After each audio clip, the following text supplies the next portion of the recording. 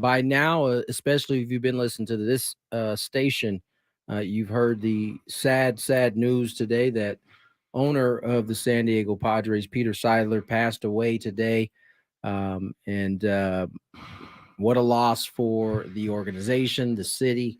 Um, I know from a personal standpoint, Peter has been great to my family, specifically my mom, who, was down and out for quite some time after my dad passed. And really, Peter was the first one to get her to kind of come out of her shell again and, come out. Um, but we lose a great man here today, Chris. And I think this is being felt really across the city right now.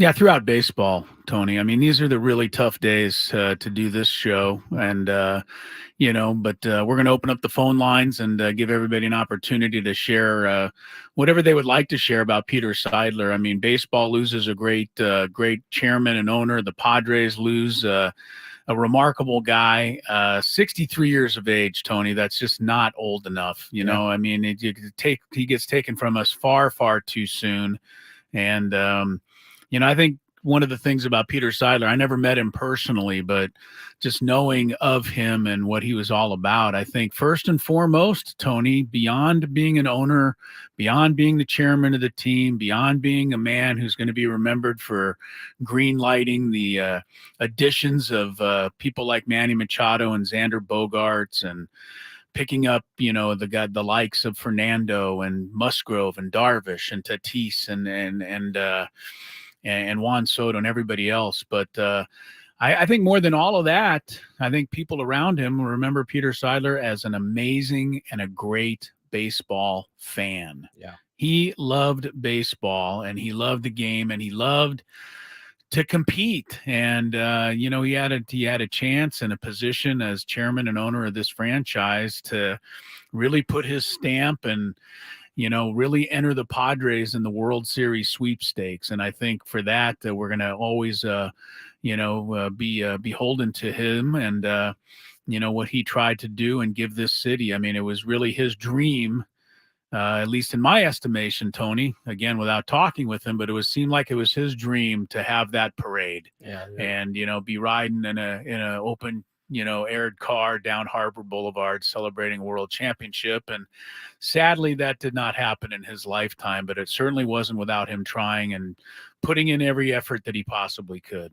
Our thoughts and prayers and condolences go out to his wife, Sheil, and their three children. Obviously, the Seidler family. I mean, to piggyback what you were just talking about, for the younger part of the fan base, or maybe people who have moved here in the past 10 years, um, he has introduced winning and success in a way that many hadn't seen in quite some time. I mean, the fan base that saw the early 2000s or mid to early with 2005, 2004, Yeah. That time in there hadn't been any winning really since then. And so from that standpoint, he kind of introduced a winning a little bit more consistently. And as you mentioned, the willingness to open up the pocketbook to bring in talent that, for a long time was never associated with coming to San Diego from a free agent standpoint. He got that done. And it's just, um, you know, I can't think of anybody, at least outside of John Moore's, that I know wanted to win for the first championship here in San Diego more than Peter Seidler. Yeah, and it's really it's such a sad story, and it's sad news, and it's stunning in a lot of ways. I mean, we all had heard, whispers that his health was not good. We had certainly kind of come to know that over the last several months of the season, but I don't think anybody felt we were anywhere close to hearing news like this today. And it's really, really difficult to hear this. And, the whispers of it came out earlier this morning. And, Then the Padres confirmed it in a press release this afternoon, or late this morning. Yu Darvish X'd about it, tweeted about it. My heart hurts with the unfortunate news of Peter Seidler's passing.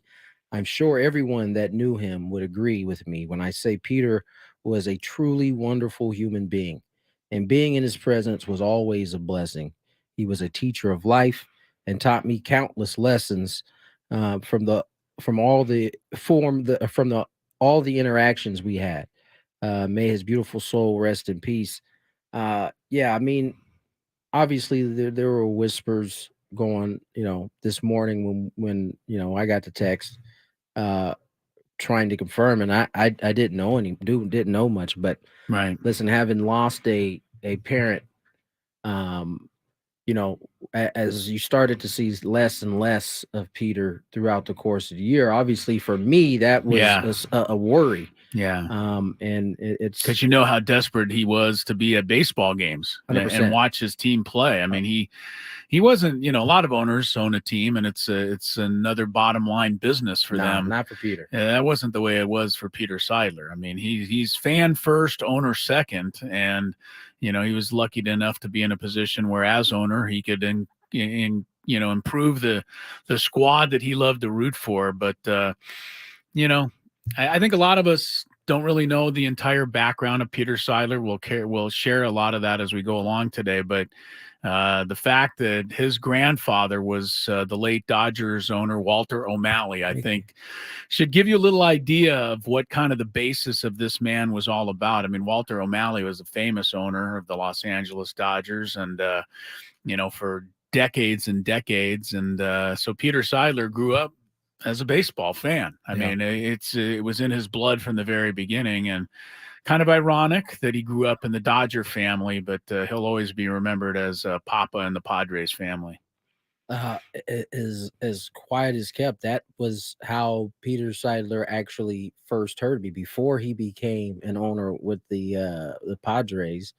The 1 year that I worked for the Dodgers after I was done playing, was how he actually got a chance to hear me, be on radio. Oh, really? And eventually, I mean, I don't know if he had a hand in it or not, but I would end up here in San Diego. Certainly, as you said, he's been connected to baseball long before he took over ownership for the Padres. And yeah, man, this is a tough day. It's not easy. There's really no other way to say it. Go ahead, Scrape. Some of the stream comments from Michael. I would like to see a Peter statue added to the new Gallagher Square. Some of the sentiments are that Peter was one of us. He got it. And I think that's something that I realized about him, is that he really did get it. He had a fan's view of the game. So I recall being in Arizona, and he was there. And for whatever reason, he ends up walking through the concourse, like the seats. And like, I can't think of an owner who I can recall has ever gotten a standing ovation from the section that he was walking through. Yeah, not too many owners get standing ovations. No, and most owners are kind of like out of sight, out of mind. Like, they get booed. You know who they are. Yes, they get booed if they show up among the fans. Not this guy. Yeah, that certainly wasn't Peter. So yeah, our show has completely changed, obviously, with this news. We'll have Jesse Agler on in the 2:00 hour. We'll have Sam Levitt on, who's was down at Petco, or is still down at Petco, according to Scraby. He is, yes. And for those who may be wondering, I know at midnight tonight, Petco Park's going to close the home plate gate, but they will reopen tomorrow at 6 a.m. and will be open till midnight as well, if you want to go down and pay your respects to Peter Seidler. Yeah. It's a lot of people are congregating down at Petco Park, and as you said, we'll get a report on that later from Sammy Levitt. I just I look at the Padres and where they've, I think that story you told about him getting a standing ovation is quite telling. We in San Diego, as a community, a sports community, have not necessarily been blessed with the most well-loved ownership. I mean, you can go all the way back to Donald Sterling owning the Clippers and taking them out of town to Los Angeles. And the Spanoses never, were able to create any kind of friendship with this city. And of course, now the name Spanos is just linked to, bad news here in town. And, some of the ownership that the Padres had wasn't exactly loved prior to Peter Seidler, but Peter Seidler changed all that. He did. He really did. I mean, like you said, Tony, I mean, people love this guy. He could walk among the fans and they would salute him. They knew, we all knew, just how desperate this team was and he was to try and win and try and compete and knock off the likes of the Dodgers. And I'm glad that he was around to see that last year. And, a highlight moment certainly in this franchise's history. But I think it's, with Peter in our hearts and in their hearts, I think, that's how the Padre organization has to move forward. And, if you're wondering what this all means for the Padres and what they're going to do here and do there, time for that, right? Exactly. Yeah. This is not the time for any of that. We'll certainly have many days to discuss, where things will go from here. But today is a day of remembering. Yeah, when we were in the clubhouse last year after the Padres beat the Dodgers, I remember one thing that just hit me right now about Peter Seidler. Everybody's spraying the champagne, everybody's yelling and screaming, and he's kind of just standing in the corner taking it all in. I remember that. I remember he wasn't a part of it. He wasn't a part of it. He was just standing off to the side, almost enjoying the fact that those guys were enjoying the moment so much. Mm-hmm. That is the type of individual you're talking about when you're talking about Peter Seidler. That's a great. That's a good. It just hit me. Good. What do you want to call that?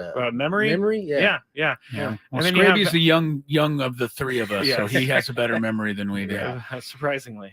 Yeah. No, it was, and then Adam went and got an interview with him. So it's just like stuff like that. I'm glad that he got to experience. Yeah, I mean, we'll open up the phone lines. 833-288-0973. Feel free to give us a call and get what's off your chest. We'll be here till 6 o'clock.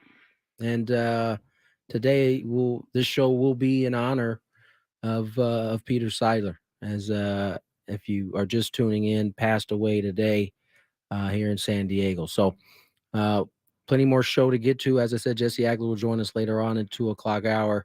More Gwynn and Chris when we return.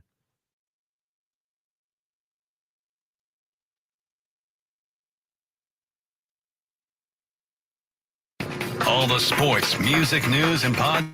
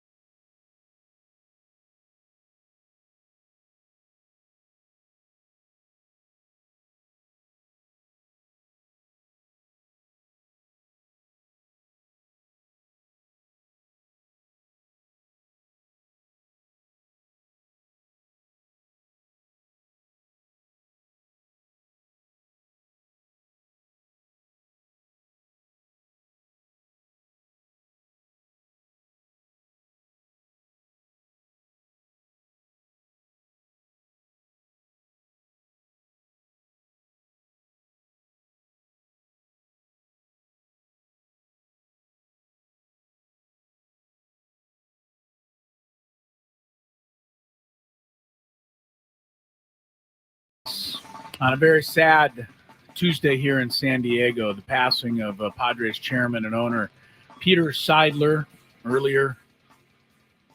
Word came down, started filtering around this morning, and late this morning, the Padres sent out a press release. Peter Seidler, just 63 years of age. The cause of death was not disclosed. Peter Seidler had undergone a medical procedure within the last month or so that prevented him from attending any games down the stretch in September for the Padres. We had heard that he was doing pretty well after that, but didn't really hear a lot more.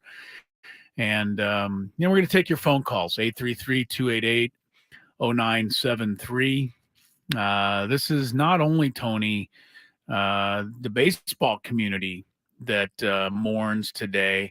Peter Seidler is involved in so many things. Yeah, absolutely. He's a major, he formed something called the Tuesday Group that hosted weekly meetings and addressed the homelessness issue throughout San Diego. And isn't that an issue that needs addressing? He also helped raise more than $18 million through the Padres Pedal the Cause for local cancer research. This is a guy whose impact felt in a lot of different ways in our community. And probably, I'm just giving you a couple. I'm sure there's many more that we don't even know about that he was involved in. Peter was extremely passionate about the homelessness situation here, and specifically here in San Diego. At times was frustrated that it couldn't be dealt with in the way that he saw fit. And it was something that he really attacked in the same way that you've seen him attack the roster and do the things necessarily to bring a super talented team. He was that same way off the field. The passion you saw for him and the Padres was the same passion that he had in cleaning up that particular situation. So he was a well-rounded man as well. Yeah, no doubt. If you want to pay your respects, the home plate gate at Petco Park is open till midnight tonight. It'll be open again tomorrow morning.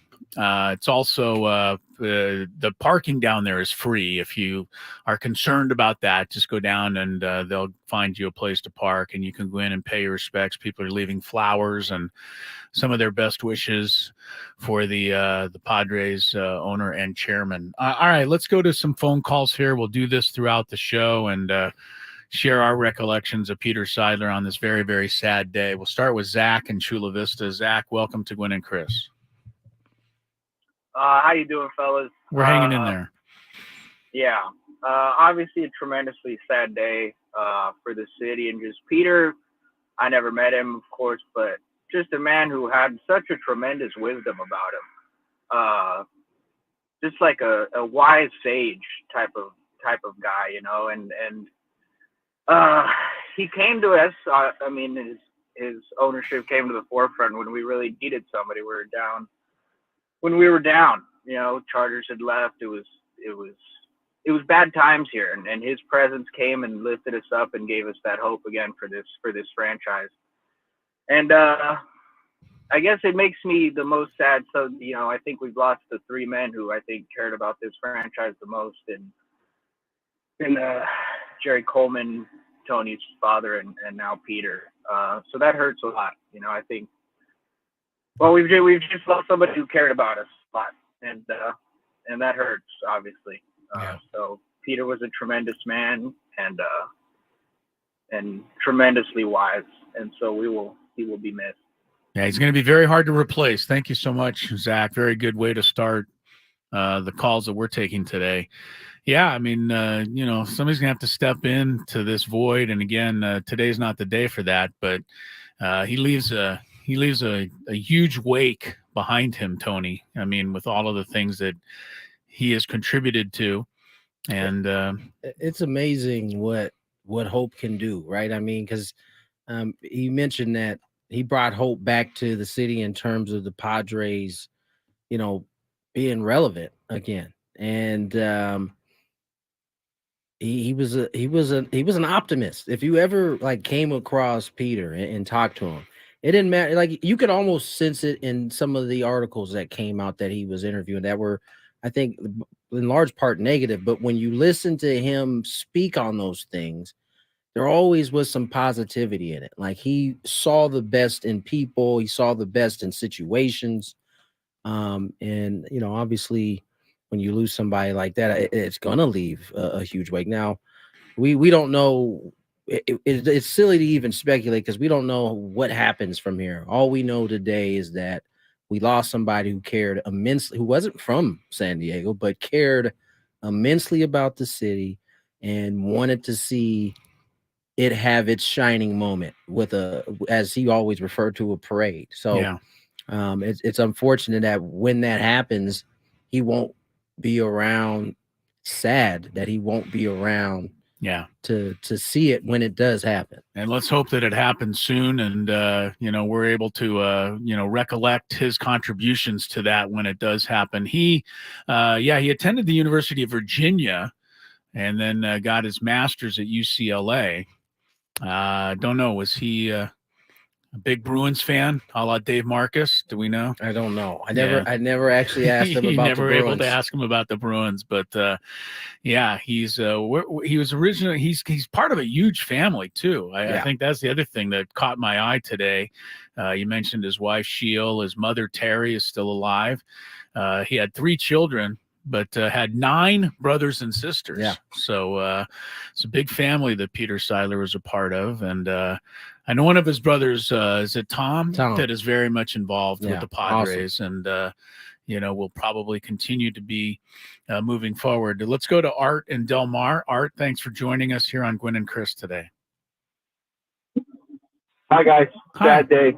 Yeah. I had 2 run-ins with Peter Seidler while we were helping the homeless. I didn't know it was Peter Seidler, and it was actually the homeless that brought it to my attention when we were handing out care packages from which is where we go each and every month. And he goes, "Who are you with?" Maybe he thought we were part of the Tuesday group, maybe some subsidiary or something. And I said, because he heard us say 3-word ministry, 4th grade language, Jesus says hello. And regardless whether of his religious background, he asked, "Who are you with?" And we said, "Well, we're on our own, BiblesForHomeless.com. We make these care packages, $10 a bag." And he pulled out, the first time we met him, just out of his pocket, 2 $100 bills. And he said, "This is for 20 bags. And I didn't know who the guy was at the moment, even though I'm a hardcore Padres fan, because he got caught by surprise. I wasn't expecting to see him right there near Petco on the street. And he was with a couple of other people. And it was the homeless who said, "This is the owner of the Padres." They well knew who he was. He was a fixture like the plumbing on the street. And one thing that I want to match with with his contributions, extensive contributions, is a takeaway that I got from him. And by the way, he ran into us the second time and he gave $300. So he bought 30 bags the second time around. He knew who we were. But the takeaway I had from it all was, you are, all of us, regardless of how much money, how little money you have provisions. And in the case of Peter Seidler, very magnanimous with his money, with charities and with the Padres for the city. You are a custodian of provisions, some of which are not for you. You're being tested by the Creator God upstairs. They're not for you. They were never meant for you. You were just being tested to see if you're going to be stingy and miserly or if you're going to be helping those less fortunate. And so kudos to the Seidler family. There is a place in heaven. That's all I have to say. BiblesForHomeless.com. Thank you, gentlemen. Well done, Art. Thank you, Art. Very good. Yeah, I mean that's the part of his contribution to our community that we are probably going to find out a lot more about moving forward here. But everybody thought, well, he's the owner of the Padres, and he's this rich guy who buys players and sits up in his owner's box. No, none of that's really accurate describing Peter Seidler. It really isn't. It's a trip. It's a theme, really, right? Is that when you have people like Peter Seidler, for those who listened to the show before this, and Coach Quintero, you had people calling in all day, right? When you have people like this that that pass and leave behind a legacy, you're going to get phone calls like that. We're going to get phone calls like that throughout the rest of the show. And it speaks to the type of individual was. Nobody saw Peter do that other than Art and the homeless folks that they were serving that day. And so there's going to be some stories that we hear today that are completely surprised no one will know about, but that's a lot about what your character is what you're doing when no one's watching, when the lights and cameras aren't on you. Very well said, Tony. And he also had a very big hand in supporting people who were had addiction issues, alcohol or drugs. His wife, I was just reading that she had addiction issues, and so once she got through that, Peter and his wife both got involved with different groups around town and had a sober house and things like that. I mean, or a recovery home. I want to make that clear. But it just seems like anything that he could do to help people, he did, is what I'm trying to get to. Yeah, and that's about one of the nicest things you can say about somebody is that was one of their desires in life was to make things not just better for themselves, their family, but for everybody that they could around them. And Peter Seidler touched many people in that way. All right, Jesse Agler, Tony's partner, voice of the Padres, will join us in the next segment, but we'll have a lot more phone calls, your thoughts, anything that you'd like to share today about the memories of Peter Seidler, passed away at the age of 63 earlier today. Gwynn and Chris, we continue to honor him and remember him here on 97.3 The Fan. Previously on the John Cantera Show.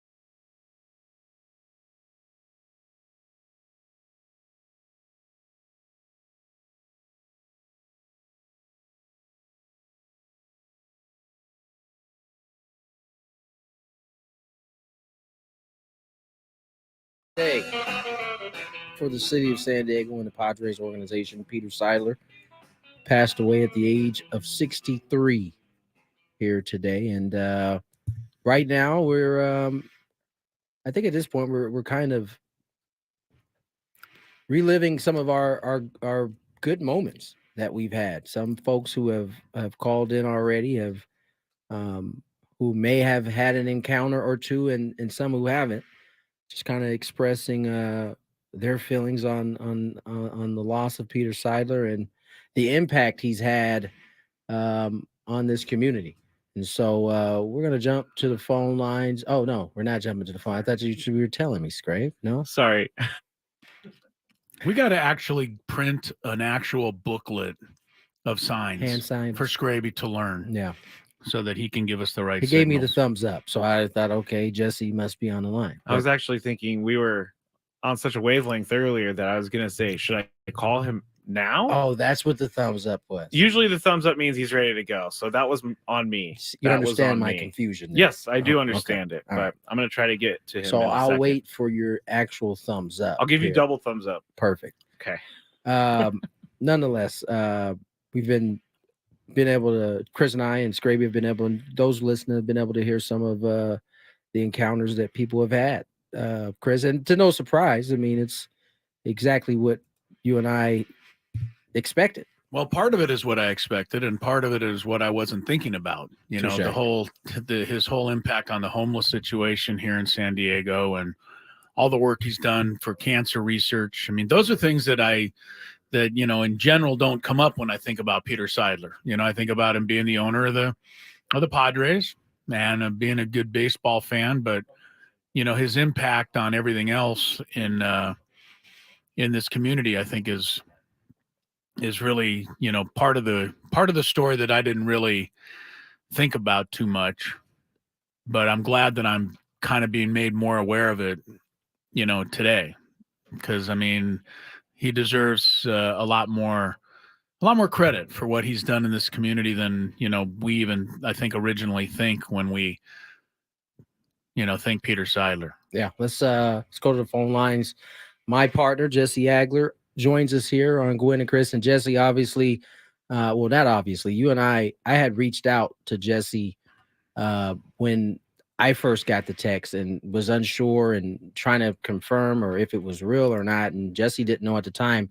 We actually found out at the same time while we were talking to each other. And Jess, well, just your initial thoughts on the loss of Peter Seidler. Oh man, I really think the only place to begin is that it's a sad day and a bad day for all of us. And when I say all of us, I don't mean necessarily the people who work for the Padres or who sort of inhabit the Padres solar system. And I know that's a lot of people in this community, but his reach extended well beyond the Padres. I'm sure you guys have been talking a lot about that, even just at the beginning of your show. And you know, what Peter did for this community, an adopted community, by the way. You know, we're not all lucky enough to be born and raised San Diego. Some of us had to find our way here, as I did and as Peter did. And I think, like pretty much everybody who ends up here one way or another, you learn very quickly what a special place it is. And Peter poured his heart and his soul and his pocketbook into this community, not just into the Padres, not just into Petco Park, but into San Diego. You know, the stuff we've heard about. And I tell you what, I guarantee you there's plenty we never heard about, you know, that took place behind the scenes and things that Peter and his family did for people in this community. And it's a bad day for all of us. It's a sad day for all of us.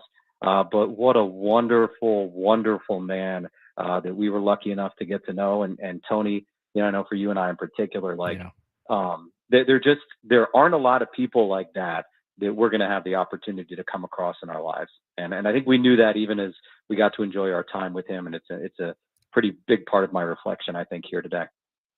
Jesse, you know, the thing that stands out to me at a glance is that Peter Seidler's not like all the other owners, or not like a lot of the other owners that we think of. I mean, we think of ownership as somebody sitting up behind, you know, a glass window watching from an owner's box. I mean, he was a fan more than almost anything else.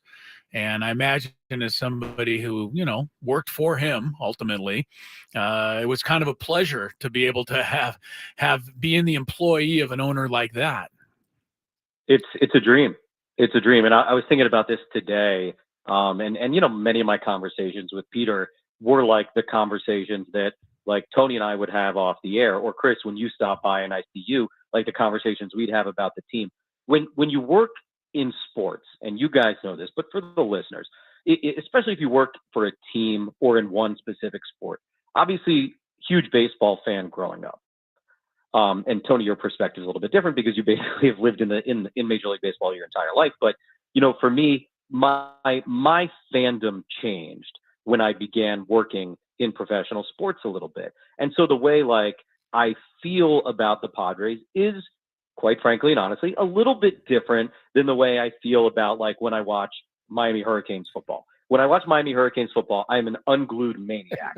Okay. And like, I'm sure Tony with the Lakers, right? Yes. Or Chris with the Dolphins. Like we have like, when you're like a full 100% fan of something, right, it's a very different thing than when you work for a team. But I tell you what, Peter didn't lose that with the Padres. Like, not only did he work for the team, he owned the team. Like, so, it was like he was as invested literally as any of us in their success, but he never lost like that fan's perspective. And that is unbelievably rare and so refreshing. And it made the conversations with him so fun because it really did feel like any of us, you didn't feel like you were talking to the owner, I guess is what I'm saying. When you talk to Peter about the team, he'd be, he'd come up to you and be like, whew, so what do you think about the 8th inning?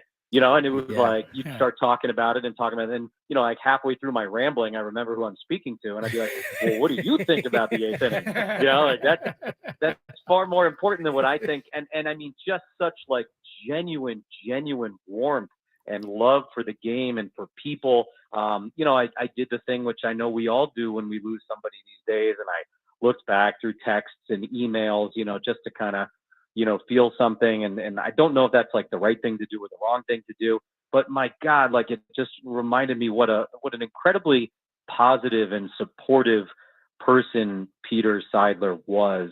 My career here began early on in Peter's tenure with the Padres. And so like in a weird way, maybe we kind of grew together, working here in San Diego. He arrived in 2012. I arrived in 2014. And looking back, I saw some of the early emails he sent me. Really, you could tell I was a young guy kind of finding my feet, and he would just shoot me unsolicited notes of support. Yeah. Hey, I was walking on the beach tonight and listening to you guys. You sounded great. Hey, great home run call, stuff like that. And I mean, gosh, like what an unbelievably unnecessary but kind, meaningful thing to be able to do. And that's just how he was with everybody. Just a tremendous human. Yeah, no, I mean that was Peter Seidler in a nutshell. Like those side conversations. I mean, that's how I found out he knew that I was doing the pre and post game for the Dodgers in 15 or 16, is because he would sit and listen, and he'd go over that kind of stuff, and he was just so kind. It's funny, and Jesse can attest this. Broadcasters are by nature a little cynical, right? And I think the part that Jesse just hit on, where you're having a conversation and we're watching these games every day, and so you start to wear those bad moments a little bit more. But he always found a way to recenter the conversation around the fans and what they were feeling. He was very passionate about that portion. And winning, Jesse, that was the other thing that I always found to be enlightening to be around him, is because he wanted to win, particularly for an adopted city, so badly. He was kind, he was warm, but boy, was he competitive. Yeah. I mean, that's like the perfect mix. I mean, literally, if you ask like a fan of any sports team, hey, if you could create the perfect owner for your favorite team in a lab, you're pretty much going to come up with what Peter Seidler was. Someone who thought like a fan, who spent, like a fan would spend, who kind of exuded the positivity required to shepherd the thing through the ups and the downs. He understood the roller coaster nature of it, in a way that was maybe even beyond like the usual fan perspective. Like he's been in pro baseball basically his entire life because of his family and the Dodgers, and so he's seen so many ups and downs, in kind of an intimate way. And so that I think afforded him, like this perspective of being able to zoom out. And like 2021, for instance, when that really went badly, or this year, and obviously we didn't get the opportunity to speak with him the tail end of this year because he wasn't well. But I remember conversations and emails and texts, after the disappointment of 2021. And while he was as devastated as I think everybody was in town, he understood that it was part of the larger picture. And, sure enough, what happened last year in 22, the Padres go all the way to the championship series in the National League. And, he enjoyed it so much. He wants it so badly for this fan base, for this community. I think really at the end of the day, perhaps as much as anything, he took his responsibility of sort of being the shepherd of this team so seriously. And he knows what it means to this fan base. He knows what it means to the people in this community. When I say community, I mean, down, into Baja, but up north, out east, like he understood the breadth of the thing. And, I think especially in the wake of the Chargers leaving, understanding just how much pride we all take here in the success of this organization. And he wanted to make it as successful as possible. As a broadcaster on other, levels of sports and doing all the games that I've done and all the teams, I mean, owners can sometimes be a little intimidating and make you feel a little uncomfortable, and you kind of worry about what you're saying, especially when you see them in person, because you're supposed to be a broadcaster. You're supposed to be really good at talking. And if you're stumbling in front of the owner, you feel a little bit self-conscious about it. So that just amazes me that you actually got texts and notes from Peter Seidler telling him how great your call was on a certain play. Because I had an owner with the hockey team here in San Diego, Ron Hahn, who owned the Gulls, who used to call me in my hotel room and say, "Hey, you made a great call tonight on the game. I loved listening to it." That carried me for, I don't know, about 4 years. Hearing one comment like that from the owner and knowing that he was listening and he appreciated what I was doing, that Peter Seidler was able to do the same and accomplish that is another measure of the man. No question. I think understanding what you just said, right? Like that one kind comment can carry somebody for a very long time. It's so impactful. It's so meaningful coming from somebody like that. And I mean, that's something I really try and remember in my career because, I've been touched a few times over the years. I have a Mark Kotze story I've told once or twice that I know Tony's heard about, some kindness that Kotze showed me after like my first ever series doing television for the Padres in 2014. And like how I just went from like 0 to 80 in terms of how I was feeling after Mark made like a 10-second comment to me.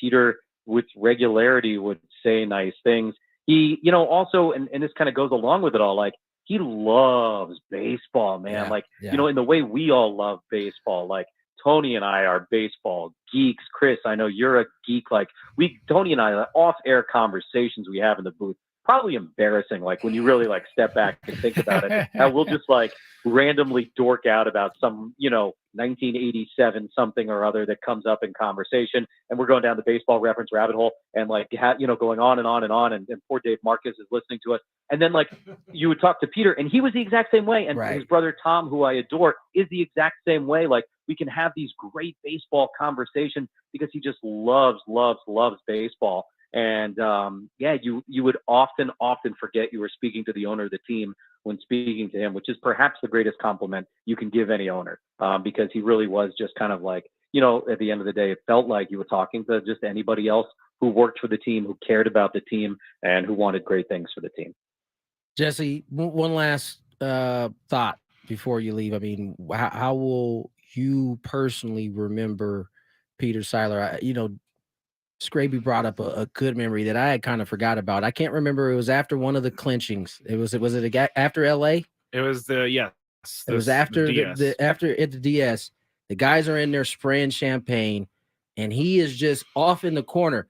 No one's by him. He's just watching the guys enjoy the moment. That's probably the one that'll stick out in my mind. Do you have one before we let you get out of here? I think for me, it's some of the notes that he sent me. especially when he was healthy, he was good at it. It was far more regular than it should have been. Yeah. I think like I was looking back at emails and texts today, and I always knew it, but it just struck me again just how kind of a person. And like I genuinely believed he thought I was great at what I did. And whether he believed that or not doesn't ever matter, because he made me feel like he thought I was. And like Chris, you were saying, that's going to carry me forever. It's going to carry me forever, because that guy has been around baseball. He loves baseball. He knows baseball. And if he thought I was even half decent at my job, that's good enough for me. Yeah. And so like I'll save those emails for the rest of my life. I'll save those texts for the rest of my life. And if there's a day I'm down on myself, Paul is a very, very special person. No doubt. Jess, as always, man, appreciate you coming on, sharing some of your thoughts, and we'll do it again soon. Of course, guys. Thanks, Jesse. Jesse Agler, Padres radio voice, just giving his thoughts on Peter Seidler and obviously the passing. And as he continues, as the callers before him say, this was a special man, one of one. And as Chris mentioned, there's just not very many owners who had that type of personality. Yeah. They don't have that touch. People don't realize it, but as a broadcaster, we're also, we're very hard on ourselves, right? I mean, we want to do a great job. We want to believe that everybody thinks we're great at what we do. But when the owner of the team appreciates what you do and tells you that they appreciate what you do, all of a sudden, it doesn't matter if somebody like Scraby comes along and says, you're no good. How did I get put in this I don't know how you conversation got as the put in there. You negative were just guy? my example of somebody that would have negativity towards I something. would. I'd be like, well, you did get out a little bit late on that segment, Chris. Yes. So, but when the owner says, "Hey, Chris, I don't care when you're talking on the air and you run overtime on a segment, it doesn't bother me." See, then I can tell you that hey, the owner appreciates me. Yeah, that's a big deal.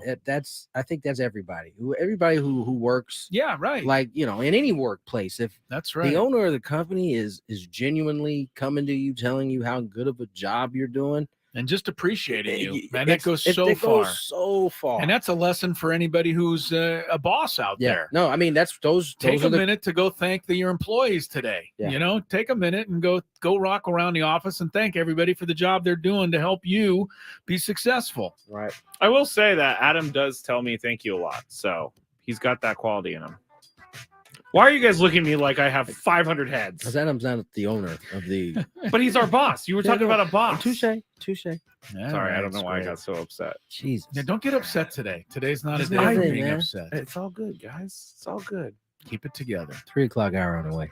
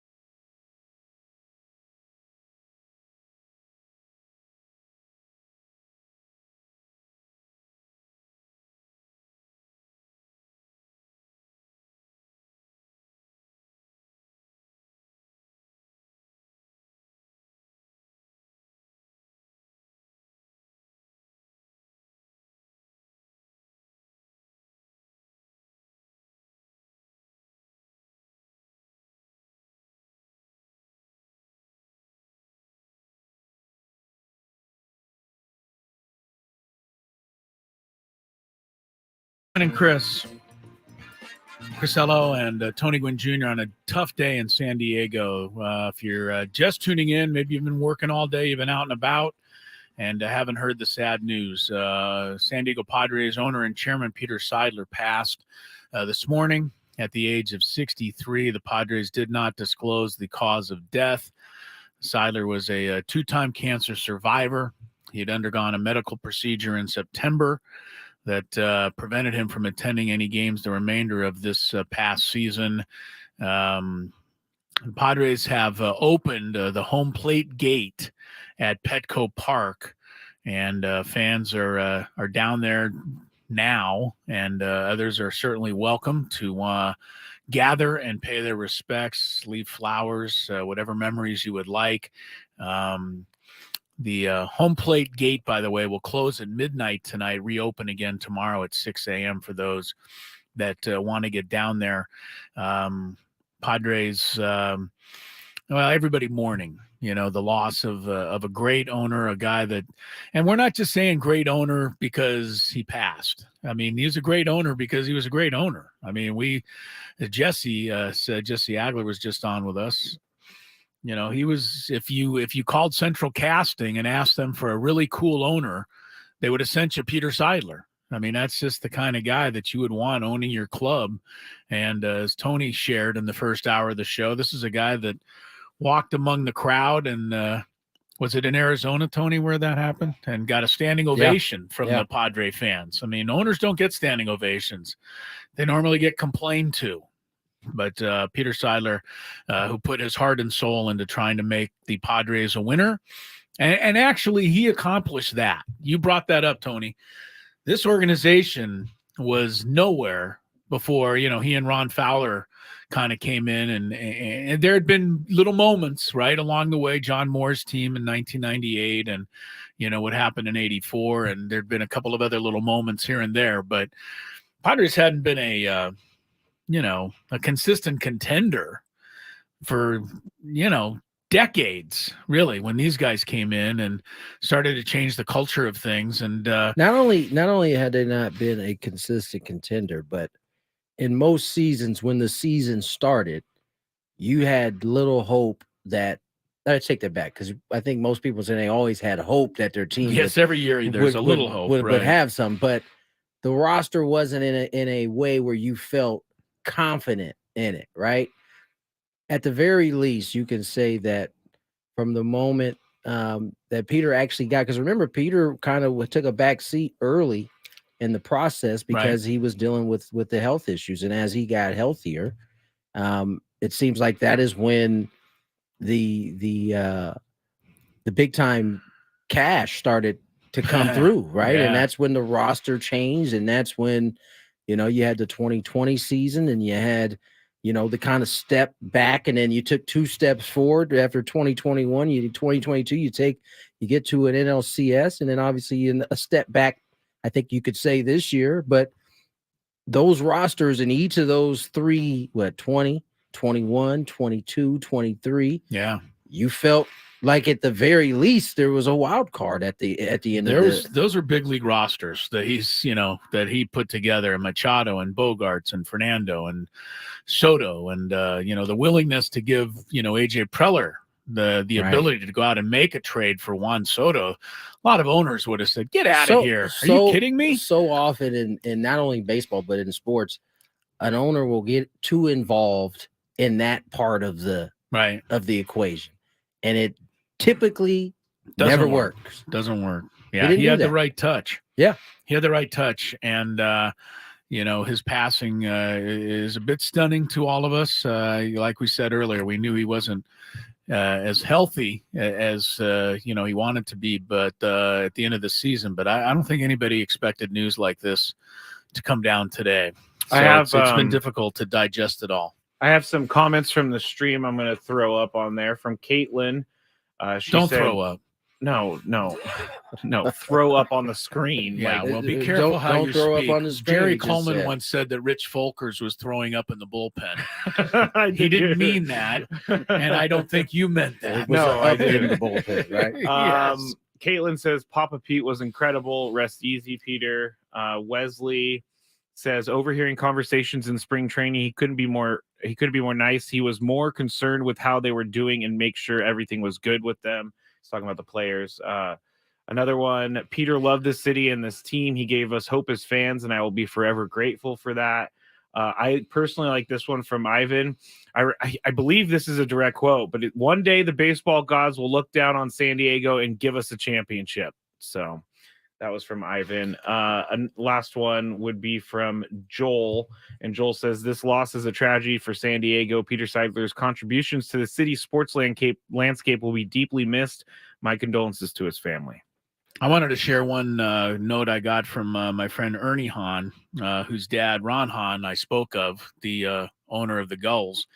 And Ernie ran the sports arena, and I got to know him so well over the years. He said, your comment really touched me about my dad and the reference to Peter Seidler, good owners, and how my dad called you that one time after a call. He's always been amazing like that. Thanks for sharing. And yeah, Ernie, of course, and pass along all my my best thoughts to your dad. I hope Ron Hahn is out there and doing well. But yeah, I miss Ron Hahn. I mean, I was lucky to work for an owner like that too. I mean, it was the Gulls, this is the Padres, you know, but it's the same idea to have somebody that cares about you and wishes the best for you and roots for you means a ton. All right, we'll get back to some phone calls. 833-288-0973. We normally do the Daily Gambit. We're putting a lot of that stuff on hold for today. Obviously, you know, we saw the Monday night result last night, and the Buffalo Bills, if this interests you, did fire their offensive coordinator today after that loss last night to the Broncos. They are Broncos 5-5. look like they're in trouble. The Bills, you mean? I mean, Broncos. Bills look like they're in trouble. Yeah, Broncos, though. Broncos are riding right now, right. Tony. Yeah, Tony's getting excited about his Broncos. My Broncos. They are your Broncos. They're your Broncos. They're certainly not scrape your eyes, Broncos. No. But they're not my Broncos. They I did. like They did win that game. I mean, the Bills have to be. I mean, are you kidding me? You have 12 guys on the field for the final field goal. Chris, not just 12 guys on the field. I mean, 12 guys lined up. Not you know, not the one where Right. you're running off the field and you get one And foot you on don't quite make it. No, Yeah. lined up, ready to attack. Yeah, it's like, hey, ref, look, we have 12 guys on the field. Make sure you don't miss this call. You know, it's never a good thing when they get the counter out and they're and there's not one like near the sideline. They're all lined up on the line of scrimmage. You gotta. I know we criticize officials all the time. They deserve it a lot, but there's one referee that has to count how many guys are on the field every single play. And let me tell they you, can't my miss man that. My man he was standing to the left of the goalpost. Yeah, was all over. I mean, the foot didn't even hit the football yet before. As soon as that ball was snapped, the flag went out. Got the flag out. He was, usually they wait at the thing, to give the signal. He didn't even wait. He was walking into the end zone as the ball was in flight. Hey, there's 12. I got it. Do you ever feel like the referees take extra like special care with joy? That's the word. When they throw a flag, because like sometimes you see it come out and you're like, well, they really enjoy. I think they take a little extra care and joy in that one because they have to count it every time. They're like, and 99% of the time they're wasting their time. Did you see? So the one time they catch you, they're like, hey, I got him, 12, baby. Did you see, side note, and then our phone lines are blowing up, but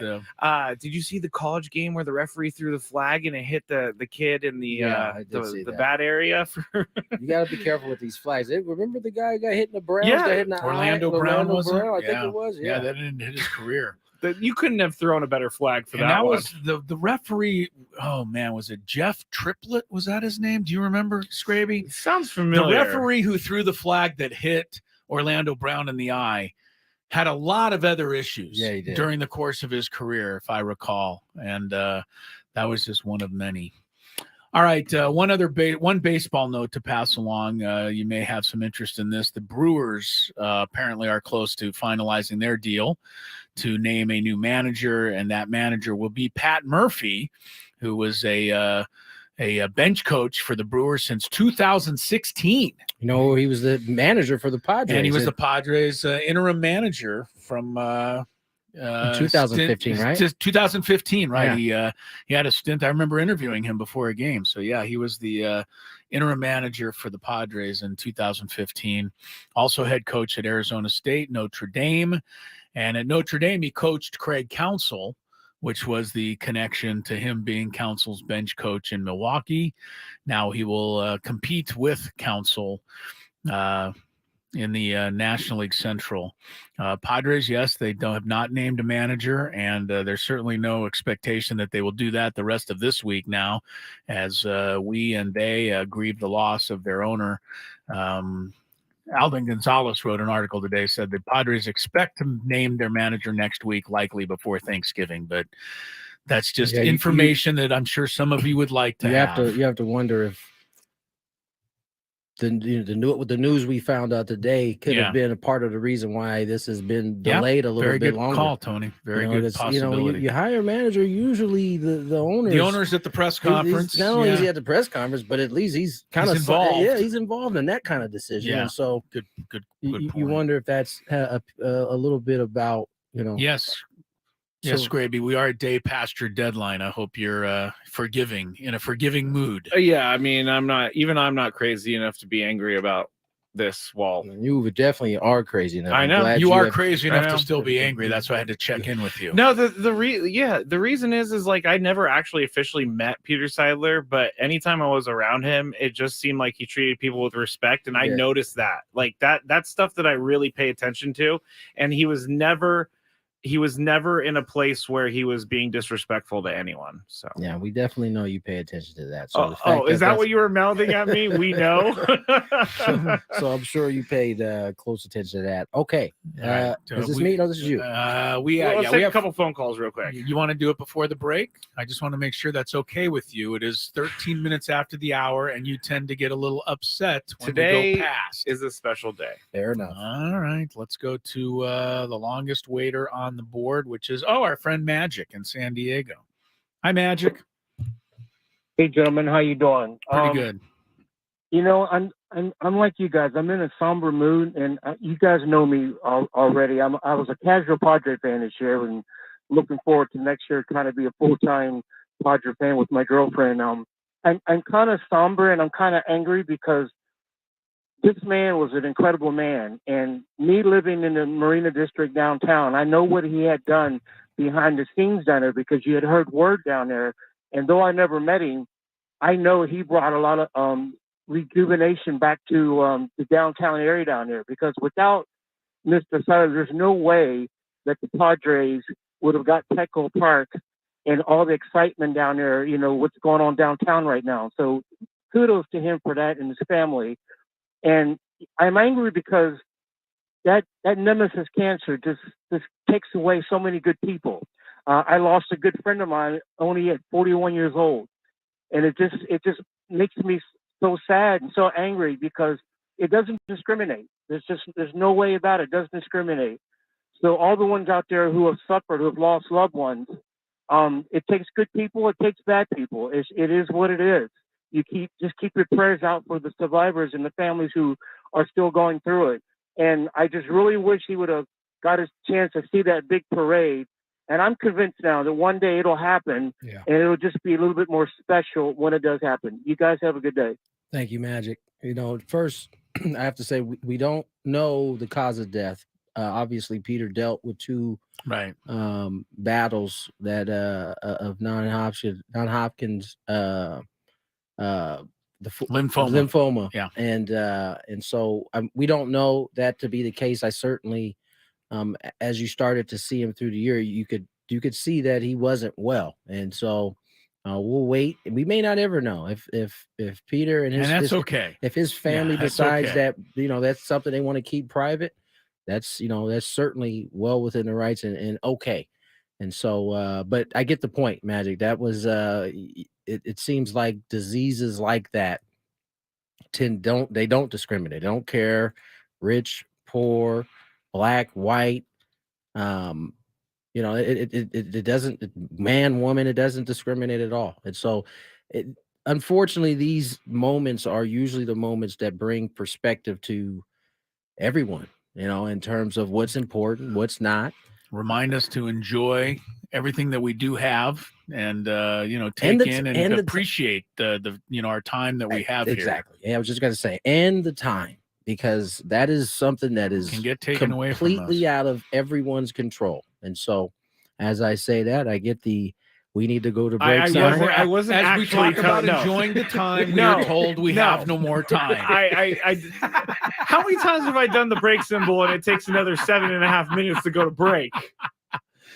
Well, I don't know how many times that's happened, but it's not going to happen this time, because we're going to go to break, and we'll come back. If you're online, stay there, because we're going to get to all your calls today as Gwynn and Chris continues after a quick check of traffic on 97.3 The Fan.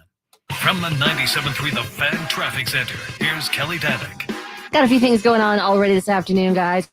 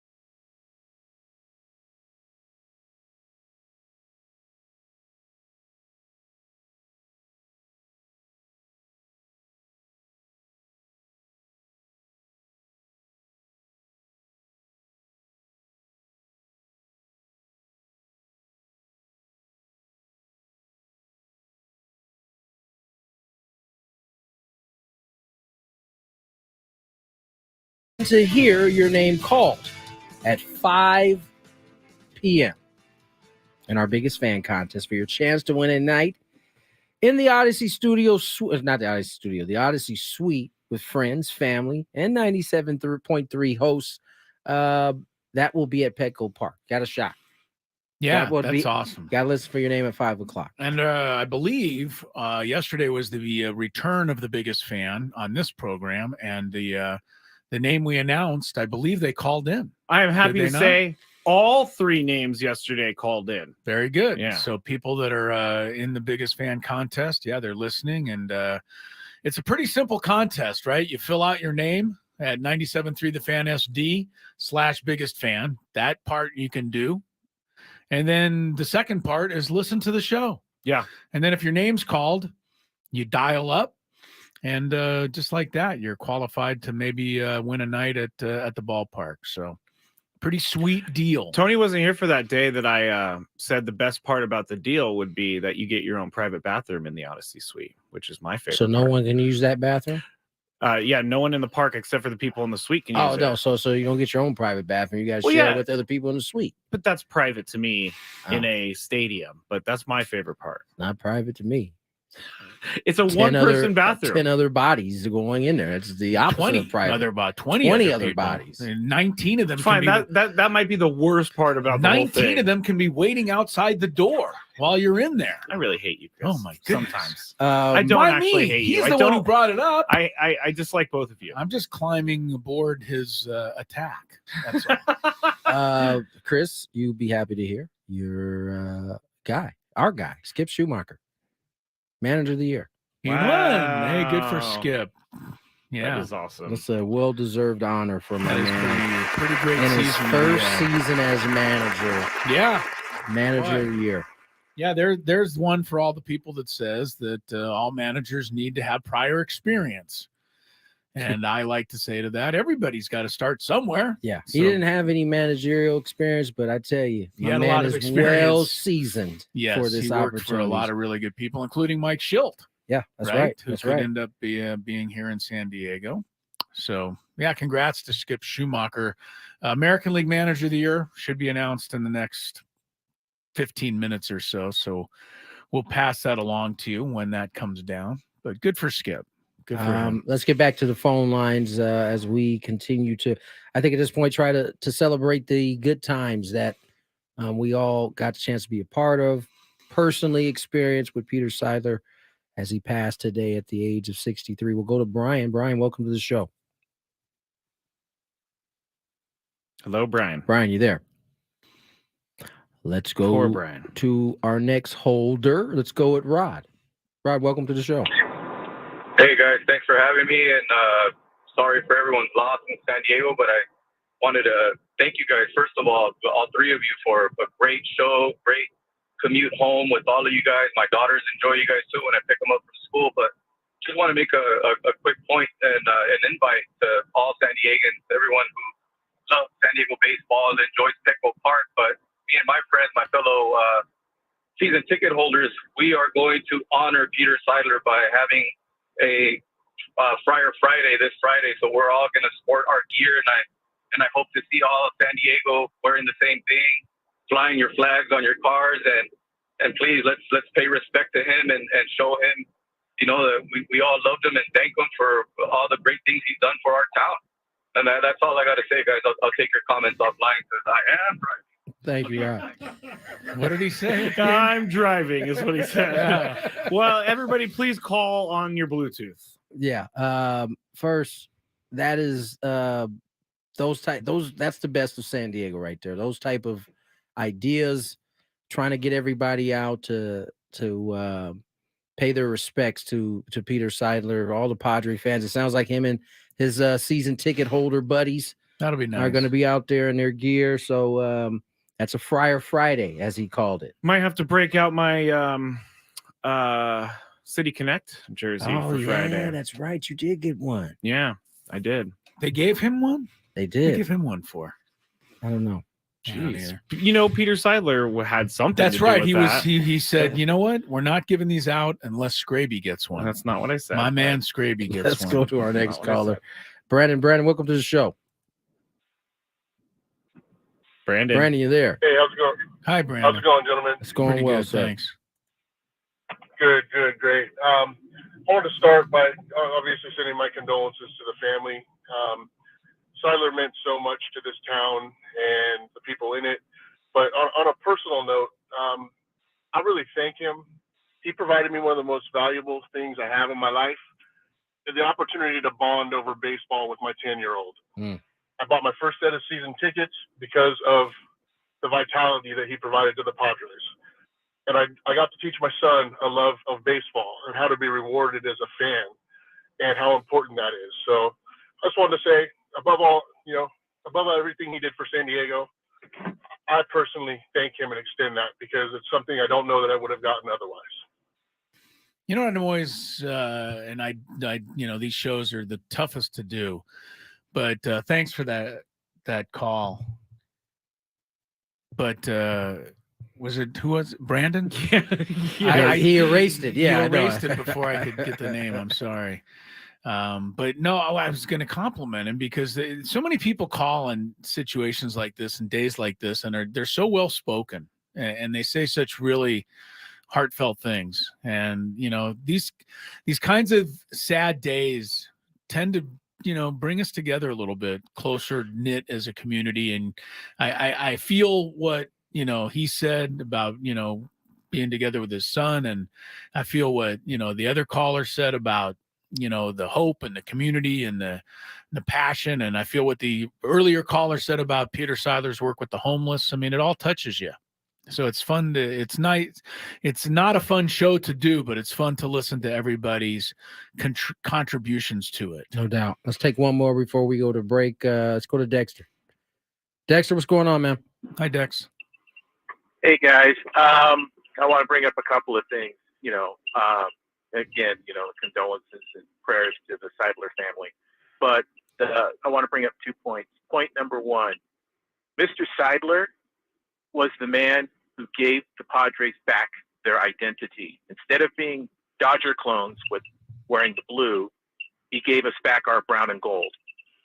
In spite of Mr. Fowler hating those colors, Mr. Seidler was the one who led the charge to make the Padres back to the colors that they, went to their first World Series with and the club started with. So, as a Padres fan, I'm eternally grateful to Mr. Seidler for giving us back our identity. The second thing I want to bring up is there's a song by Tim McGraw called "Live Like You're Dying," and he wrote that about the loss of his father, Tug McGraw, the Hall of Fame relief pitcher. And Mr. Seidler said in an interview, I think it was on Ben and Woods, around the time that Fernando Tatis Jr. was extended. And they were like, of course, giving him, verbal high fives and slapping him on the back and everything and thanking him for that. But so he said something very profound. He's a guy who was worth billions of dollars. And yet he said on the air, his reason for investing that much in his players was because you can't take it with you. What fun is it that you can't, unless you can spend, your money on, something that brings you a smile and makes, other people happy. Where's the fun in that unless you actually, you could hoard your money or you could, spread joy. And that's what Mr. Seidler did. And not just spread joy, but he also helped so many people who were like homeless, who were, and other charitable, type of things, like for our military, with the Wounded Warriors and everything. So, mass respect and, respect for Mr. Seidler. Thanks for the phone call, Dex. We'll go to break on this. I think back to Mike Liddich, who was the owner of Detroit Tigers before he passed Domino's away. Pizza, right? Right. No, Little Caesars, I believe it is. Little Caesars, right. The other guy from Detroit was Domino's. I think back to when they went on their run. I think it was maybe 15, 14 around there. They got to a World Series and an ALCS, and he kind of alluded to the same thing that Dexter did. He didn't know how much longer he had on the planet, but he wanted to try to win a title before that time was up. And, we're here today talking about Peter Seidler. You have to wonder if it was the same thing for him. He didn't know what his time was going to be left after fighting off cancer twice. Right. And all of a sudden he pours it into this organization, hoping to get that number one title. And as Dexter said, as he mentioned on Ben and Woods, he couldn't take it with him. What did he do? He poured it into this team and tried to get that one last, thing before his time may come to an end. Yeah. Now, and unfortunately, it's not going to end that way, but it will make it all the much more sweeter when it does happen. That's why I said earlier, Tony, I hope it happens, and I'm convinced it's going to happen soon, but I hope it does happen soon because I want to make sure that when it happens in San Diego that Peter Seidler's fingerprints are still on it. Yeah, no doubt about it. I actually found the interview that Adam did with Peter after the win over the Dodgers in the NLDS, so at some point we should revisit that. No doubt about it. Let's get to break. When we come back, Sammy Levitt joins us next. More Gwynn and Chris. The biggest fan contest is back. Visit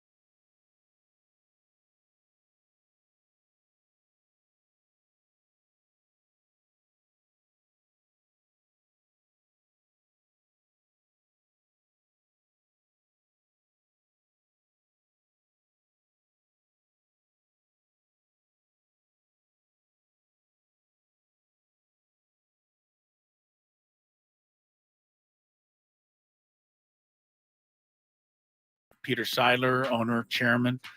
The San Diego Padres passed away. If you hadn't heard, or late this morning, it was announced he was 63 years old. Peter Seidler, grandson of the decorated former Dodger owner Walter O'Malley, lived a life in baseball, and will be remembered foremost, I think, as just a devoted baseball fan. Loved the game and did everything he possibly could to try and bring a championship here to San Diego.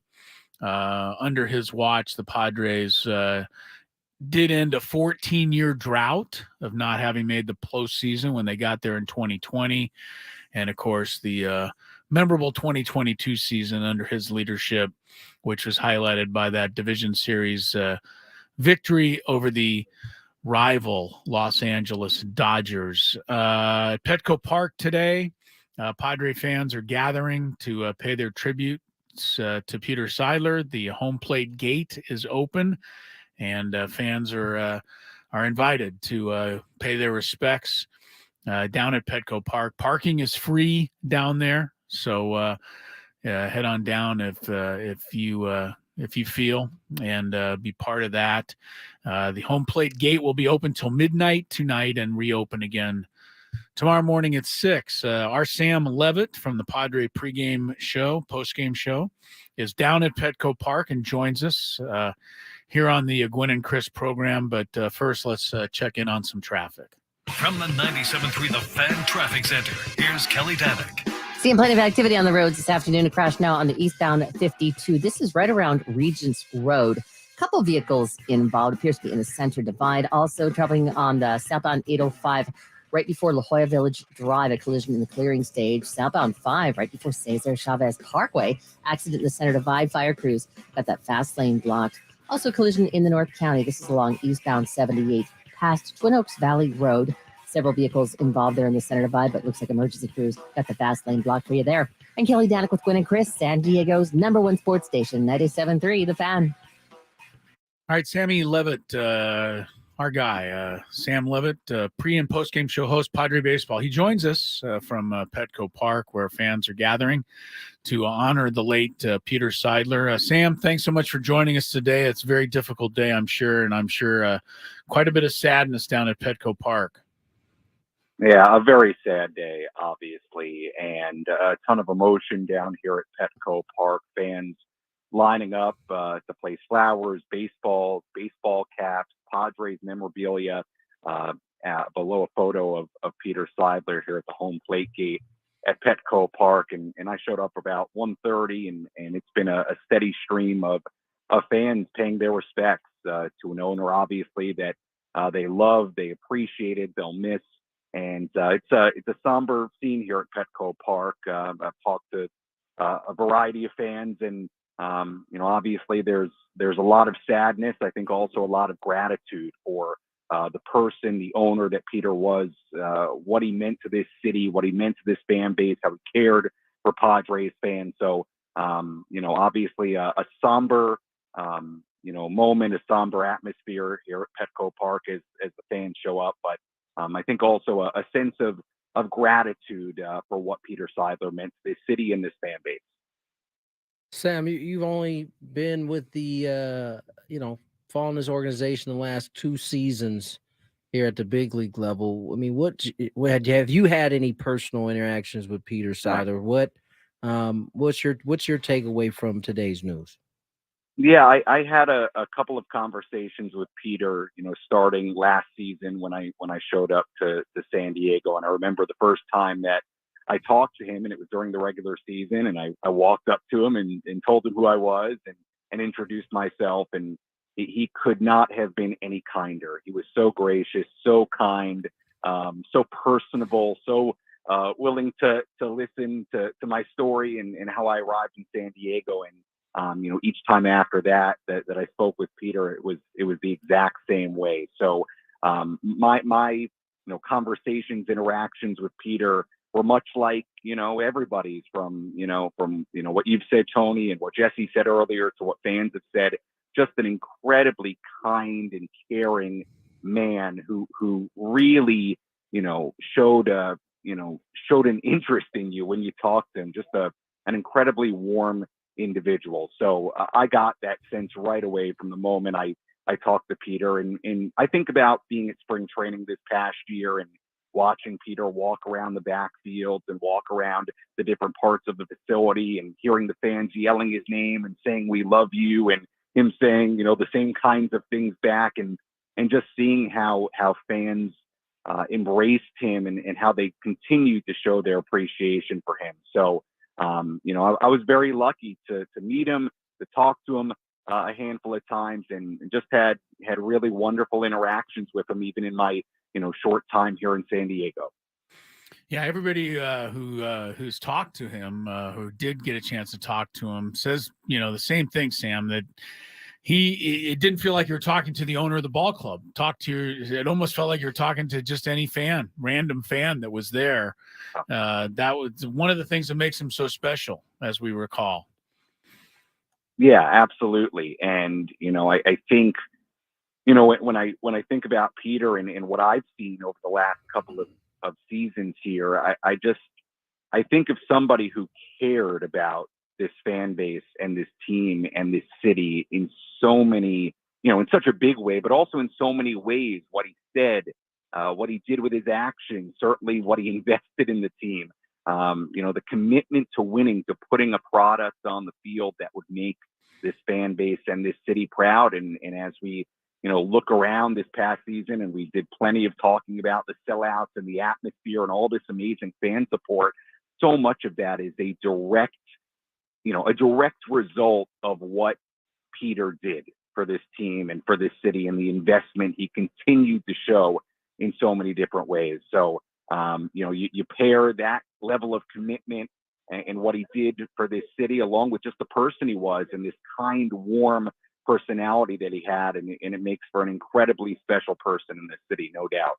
Sam, talk a little bit. You hit on it a little bit earlier in your first couple of words as you came on.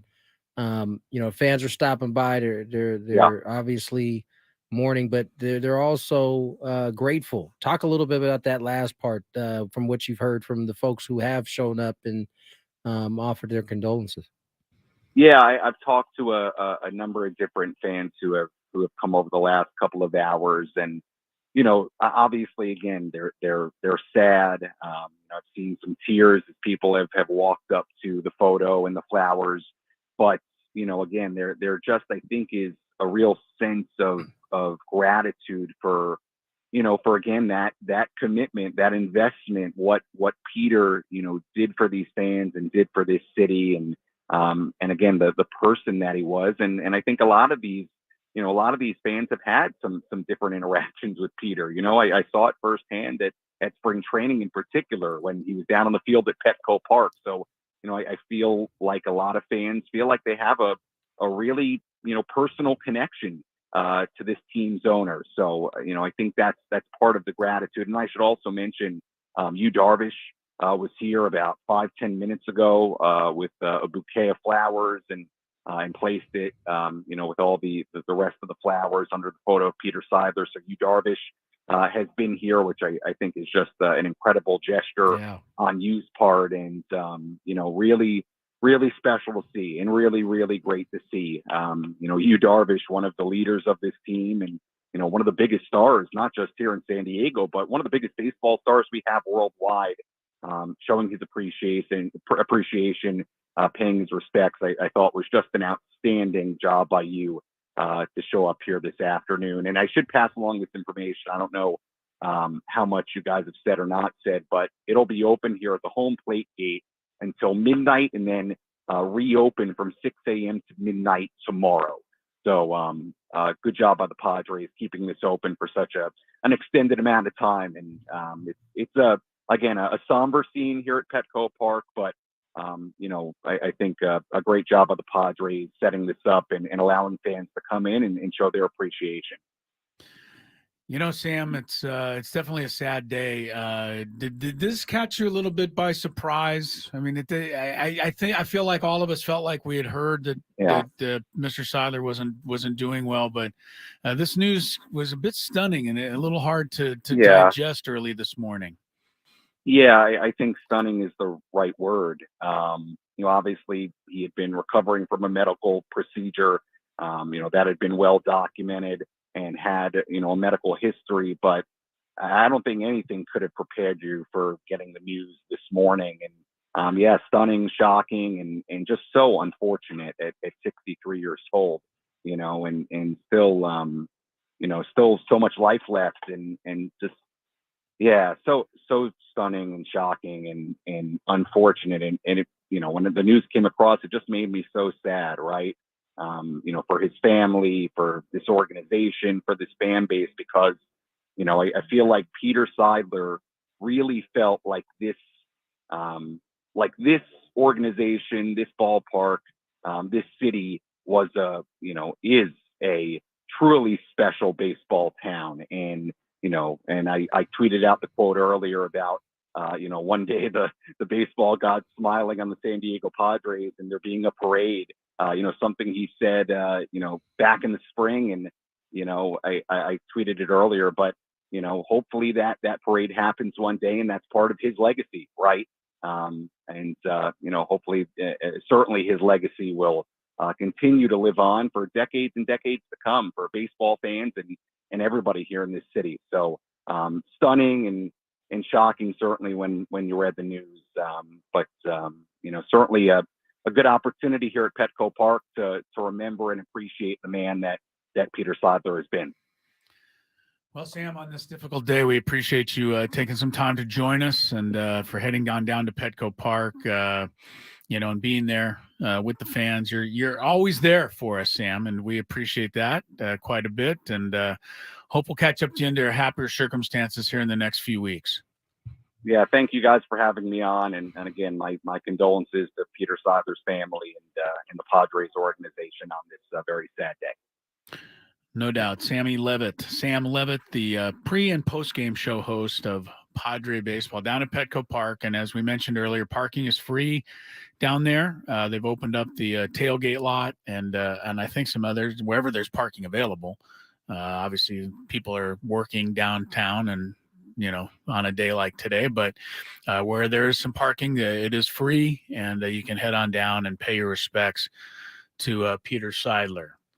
Manager of the Year, American League. We had heard that Skip Schumacher won it earlier. Brandon Hyde, Baltimore Orioles, wins the American League Manager of the Year. Got 27 of the 30 first place votes. The other 3 votes went to Mr. Bochy, finished in second. Now, remember, that's only a regular season award. If anybody's wondering, well, wait a minute, Bochy won the World Series. He's got to be Manager of the Year. It's just it's a regular season honor, and that honor goes to Brandon Hyde with the Baltimore Orioles. So good for him. He and Skip Schumacher did great jobs with their teams this past season, and that has been just announced here by Major League Baseball within the last hour. Baseball mourning the passing of Peter Seidler, as are we here in San Diego. 63 years, not enough. No. Just really, really unfortunate. We will take more phone calls. We're not going to play Chris versus the fans today, so keep your trivia chops handy for tomorrow and the rest of the week. But we will take more phone calls, carry on our conversation. Any memories you have of Peter Seidler you'd like to share, any just how he affected you as a Padre fan, how he affected our city, we would love to hear it. So give us a call, and we will get to pretty much everybody on the program today. So make sure that if you have something you'd like to say, we'd love to hear from you. Really? What else you got, Chris? I don't have much else. I don't have much else. Tony and I are sitting here. I know. You guys are looking at me like, well, you guys jump in. You guys are more than welcome to jump in here. Tony did the spread the pizza dough. I saw he was running out of gas there. Yeah. He's running out of gas. I mean, you did have a lot going on there, so we were just playing a little game, Tony and I. Thanks for your help, guys. Definitely appreciate it. The Orioles were 101-61 this year. Did you know that? I did. Okay, and that's why Brandon Hyde won the award. Exactly. Yeah. He's got his whole fam up there with him.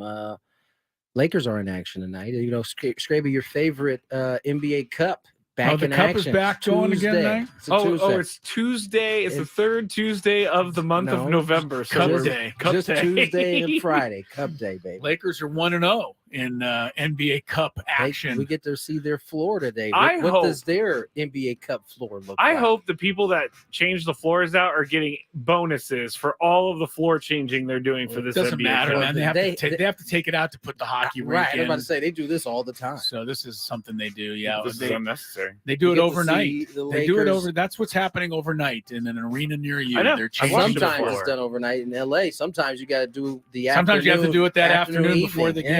That's exactly right. By the way, one thing, if you're looking at the Laker game tonight, I'm not a fan of the Los Angeles wording on their City Connect It's in a uniforms. triangle form. It doesn't look good to me. All right, well, See we what gotta you get going, think when you guys. watch that tonight. Oh, now you No, we want me do. to We do. stop. 3, 2, 1. More Gwynn and Chris on the way. 2 AFC Super Bowl hopefuls square off in prime time.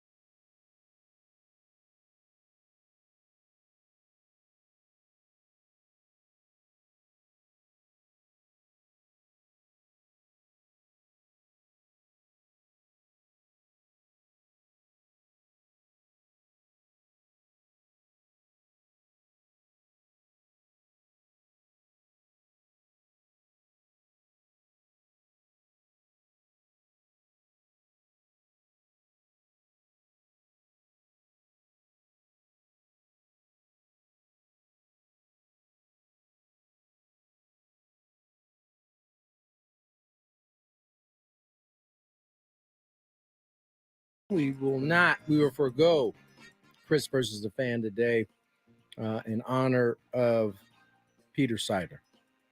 Passed away today, age of 63. We really opened up the phone lines and kind of let our listeners kind of guide the show in the way that we're going. So we'll just hop right back into it. We'll go to Kathy.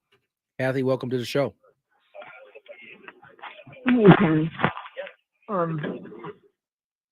We'll go back to Kathy. I think Kathy got busy for a second. Yeah. She works at a hospital, Yes. so she's might have had somebody come up and chat with her while she was waiting there. Let's now go to Gary. We'll come back to Kathy. We'll go to Gary. Gary, welcome to the show. Hey guys, how you doing? That's a little bit sad, like me today, huh? Yeah, no doubt. No doubt. Yeah, just it kind of brought back, well, not maybe yes and not relevant, but kind of brought back my own wife's death this past April. So I'd like to think she's talking to him at least. I really know what that family feels right now, at least in the initial stages. It just kind of brought that back for me. But I know Peter's brother. I think I met Peter once briefly, and I don't know if you're going to be at fantasy camp or anything like that, Tony, but if I do, we'll meet you there. We can drop a couple stories about Peter a little bit. And we've supported the Padres all the time, and we are going to miss Peter greatly. He was a very incredible human being. We all loved him. Well, Thanks Gary, for the very phone sorry call, for your Gary. loss as well. But I can see how this can be quite an emotional time for anybody that's had somebody close to them pass. Hey, Gary, we love you. Bit of time, yeah. I know that when the news broke and my mom was out on a walk and she was coming in as I was actually going outside to look for her, and she I told her news and I know she broke down. I mean, Peter was a close friend of hers, so this is going to touch many different people in many different ways. And in the case of Gary, I mean, if you've had somebody in your family you've lost, whether it be to cancer or just suddenly like this, right? There's really no prep. It brings you back. There's no preparation for it, and it will definitely kick up some feelings that you never really get over it, but you've been able to deal with a little bit better. And I'm sure that's going to be a lot of people today hearing the news of Peter's passing. Go ahead, Greg. Oh no, I was just saying Kathy's back. Let's go back to Kathy. Another bad missed signal. Another missed signal from Scraby. Kathy, welcome to the show. Hey, good. Thanks, guys. Like what Gary said, I unfortunately have lost 3 wonderful women in my life to cancer. My mom 2 years ago, and my aunt this year, and my aunt-in-law just about a month or so ago. So it's never easy. That's why telling the people in your life how much you love them, any chance you get, you need to do that, because you never know when it's going to happen. Yeah, no doubt. Thank you, Kathy. I'll leave that there. I mean, that's as well as you could say that. Let's go to our next caller, Derek. Derek, welcome to the show. Derek is not with us Derek. anymore. Or he's not on the phone. I don't know why I say it like that. Probably not the best terminology to use today. Okay. Let's go to Only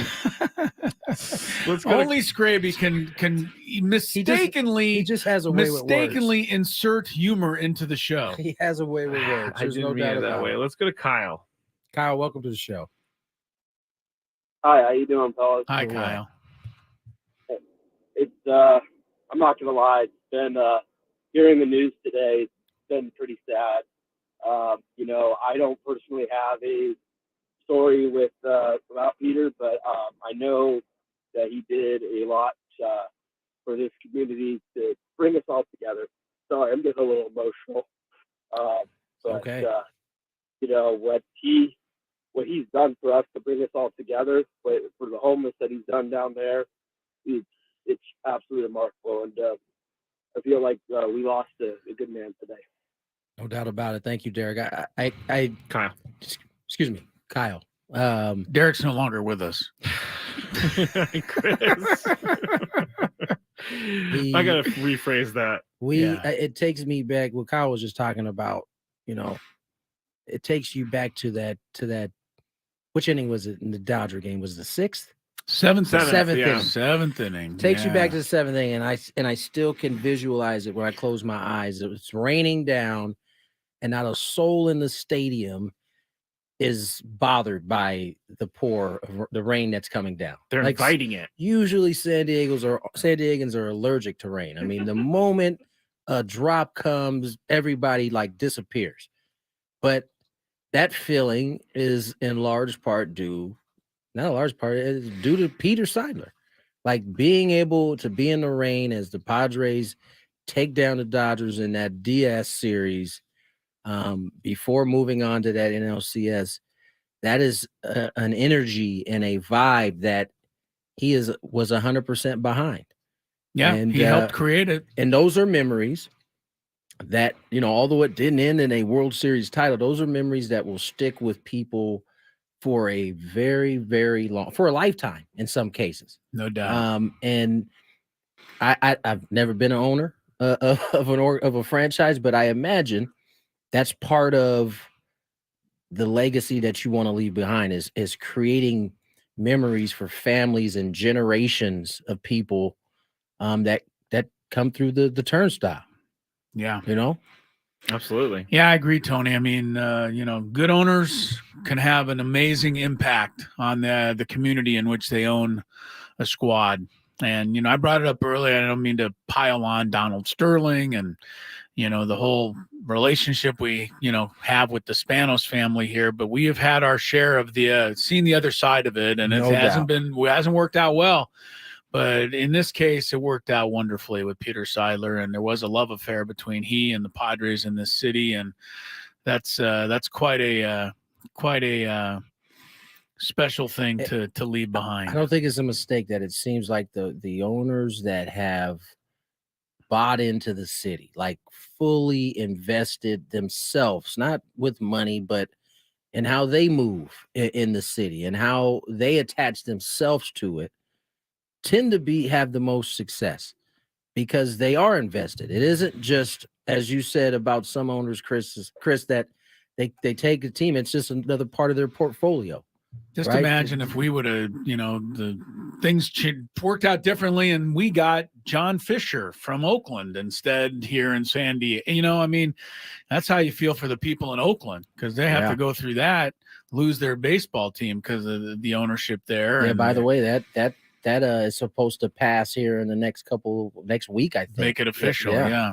I mean, that's sad in its own way, but we were lucky, man. We had somebody come in here and pick up this, Fran and Ron Fowler too. I mean, I don't want to leave Ron out. I mean, he had a lot to do with Peter Seidler, but the two of them coming in and lifting this franchise up and bringing us all along for a really thrilling ride that hopefully we're going to all be able to enjoy for several more years to come based on the commitments that Peter Seidler as an owner made to this roster. Listen, I'm glad you said that about Ron, because ultimately, while Peter was away and not well enough to run the team, Ron was the one. And so he definitely deserves a lot of credit for where this team is right now, for sure.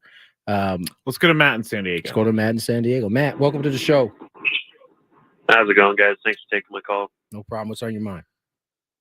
I just I kind of wanted to get some perspective as I'm not a born and raised San Diegan. I moved here in 2021. I'm from Seattle, but when I came here, I had my preconceived notions about the Padres and kind of the purple and silver era, and the Chase Headley era, and just kind of being the team in San Diego. I don't want to mean any offense, but I think naturally that was just kind of like the perception of it. But to see this extreme turnaround just in perception nationally, to go from, the Manny Machado signing being like, what's going on? There are a lot of people that need to go back and kind of, make amends for what they said about that signing. And, why is Manny going there? It's just the Padres to now being, number 3 payroll, a nationally talked about team and a relevant team. And I think in baseball, it's easy to get caught up in, championships, no championships, but it's a unique sport because, skill and talent doesn't win out.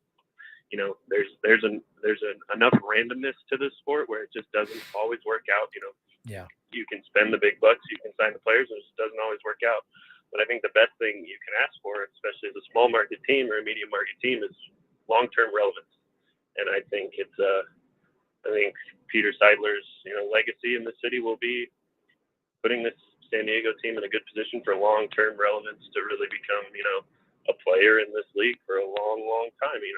Outside of beyond the championships and the current financial situation and whatever, that's really all you can ask for as a fan. And that park is electric. I've been to some games, and it's stuck with me just seeing this city in the last couple of years. Really grow around this team, and the atmosphere in Petco is awesome. And I think Peter had a lot to do with that. And that's not all owners are like that. No. So I think it's pretty cool. You guys talked about the ownership from a fan perspective, and I hope as the league gets away from the Moneyball obsession era and more into this spending era, I think it'll be important to remind people that Peter is part of that. Good phone call, Matt. Well done, Matt. I gotta say, he brings up a terrific point, because I can't think of a market where the Padres are considered to be in, right? Elevate themselves nationally from a spending standpoint in the way the Padres did. Like, I can't think of one. You might rise into like the top 10 of payroll for a little bit if you're a mid-market team. But here's the thing, there's risk in doing that. And it seemed like the Padres were the first team that was willing to take that risk. And that's what Matt is speaking to in terms of there's randomness in this game, as we learned.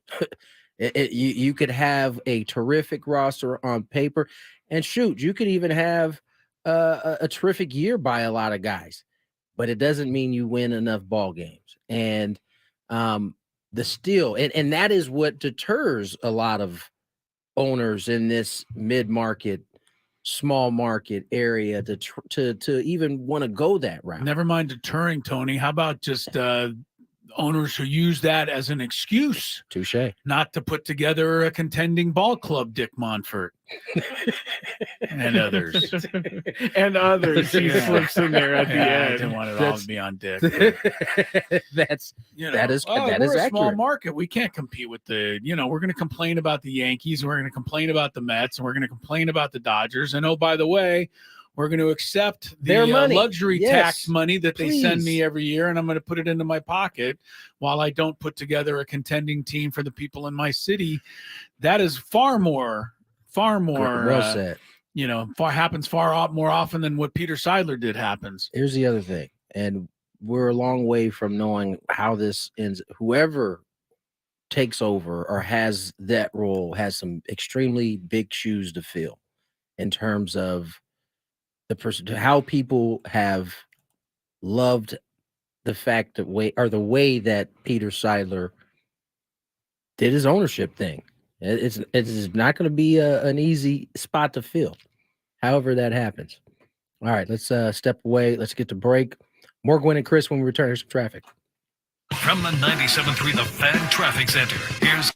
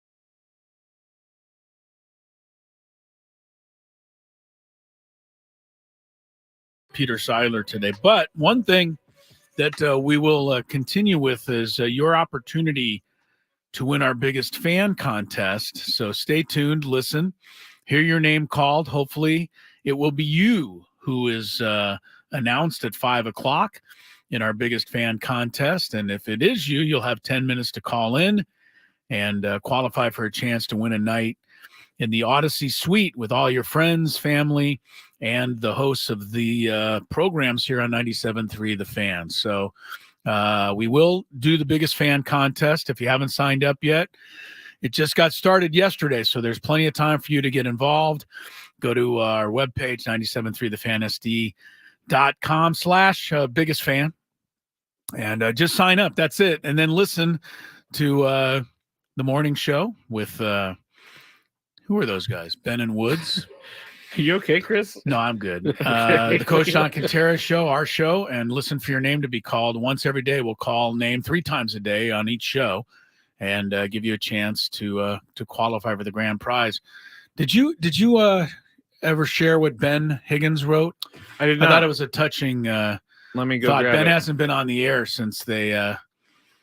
Since the Padres made the announcement that Peter Seidler had passed late this morning. Yes, while I'm looking for it, I will just say that Ben is still a part of our Odyssey Survivor League. Only 6 left. Yeah? Yeah. Good so for him. he's representing us well. That's not very good, though. I mean, if you have a contest and then one of the hosts of the contest wins it.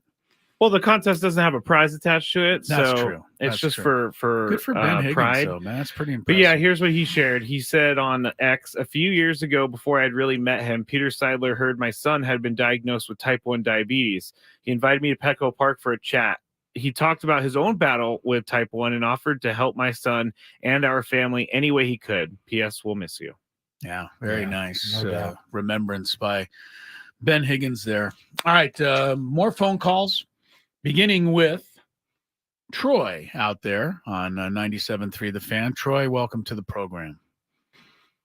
Thanks for having me, guys. I was a teenager in high school in 1984. I got to work the World Series. I was there again, still working at the stadium in 98. And so I had some great experiences, but then Tony just hit it on the head. I've been dealing with kind of shock all day long and trying to put it into words. And Tony just brought it home for me, to be honest, about what he gave us. And so even though I have those great memories as a young man, what Mr. Seidler allowed was for me and my special needs son to have that experience together.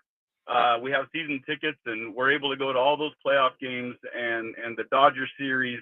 And that was as great as anything I've ever experienced, and be able to do it with my son, who now has those same experiences, is something that is as good. Honestly, I'm just being honest. We all know how we felt in that series against the Dodgers.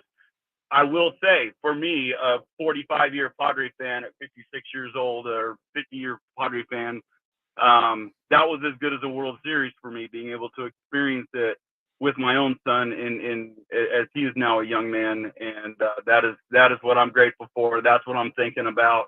And I'm just forever thankful and grateful that Mr. Seidler came in and dedicated everything he is as a person, as a human being, resources, time, energy, and genuine love for our community and for our fan base. And I guess while I'm sad, I'm also living in a spirit of thankfulness for what he has provided as an owner. And so I'm just thankful. Thanks for letting me share, guys. Very good. Nice, Troy. Very good, Troy. We're all lucked out on this one with Peter Seidler. Yeah, sure. Don't take it for granted. I mean, just think about it. The domino effect. Like, I see it, working for the Pods, being on the field. I see it and hear it a lot, right? A kid who's not a kid anymore. He's a young adult, right? A 17, 18-year-old come up.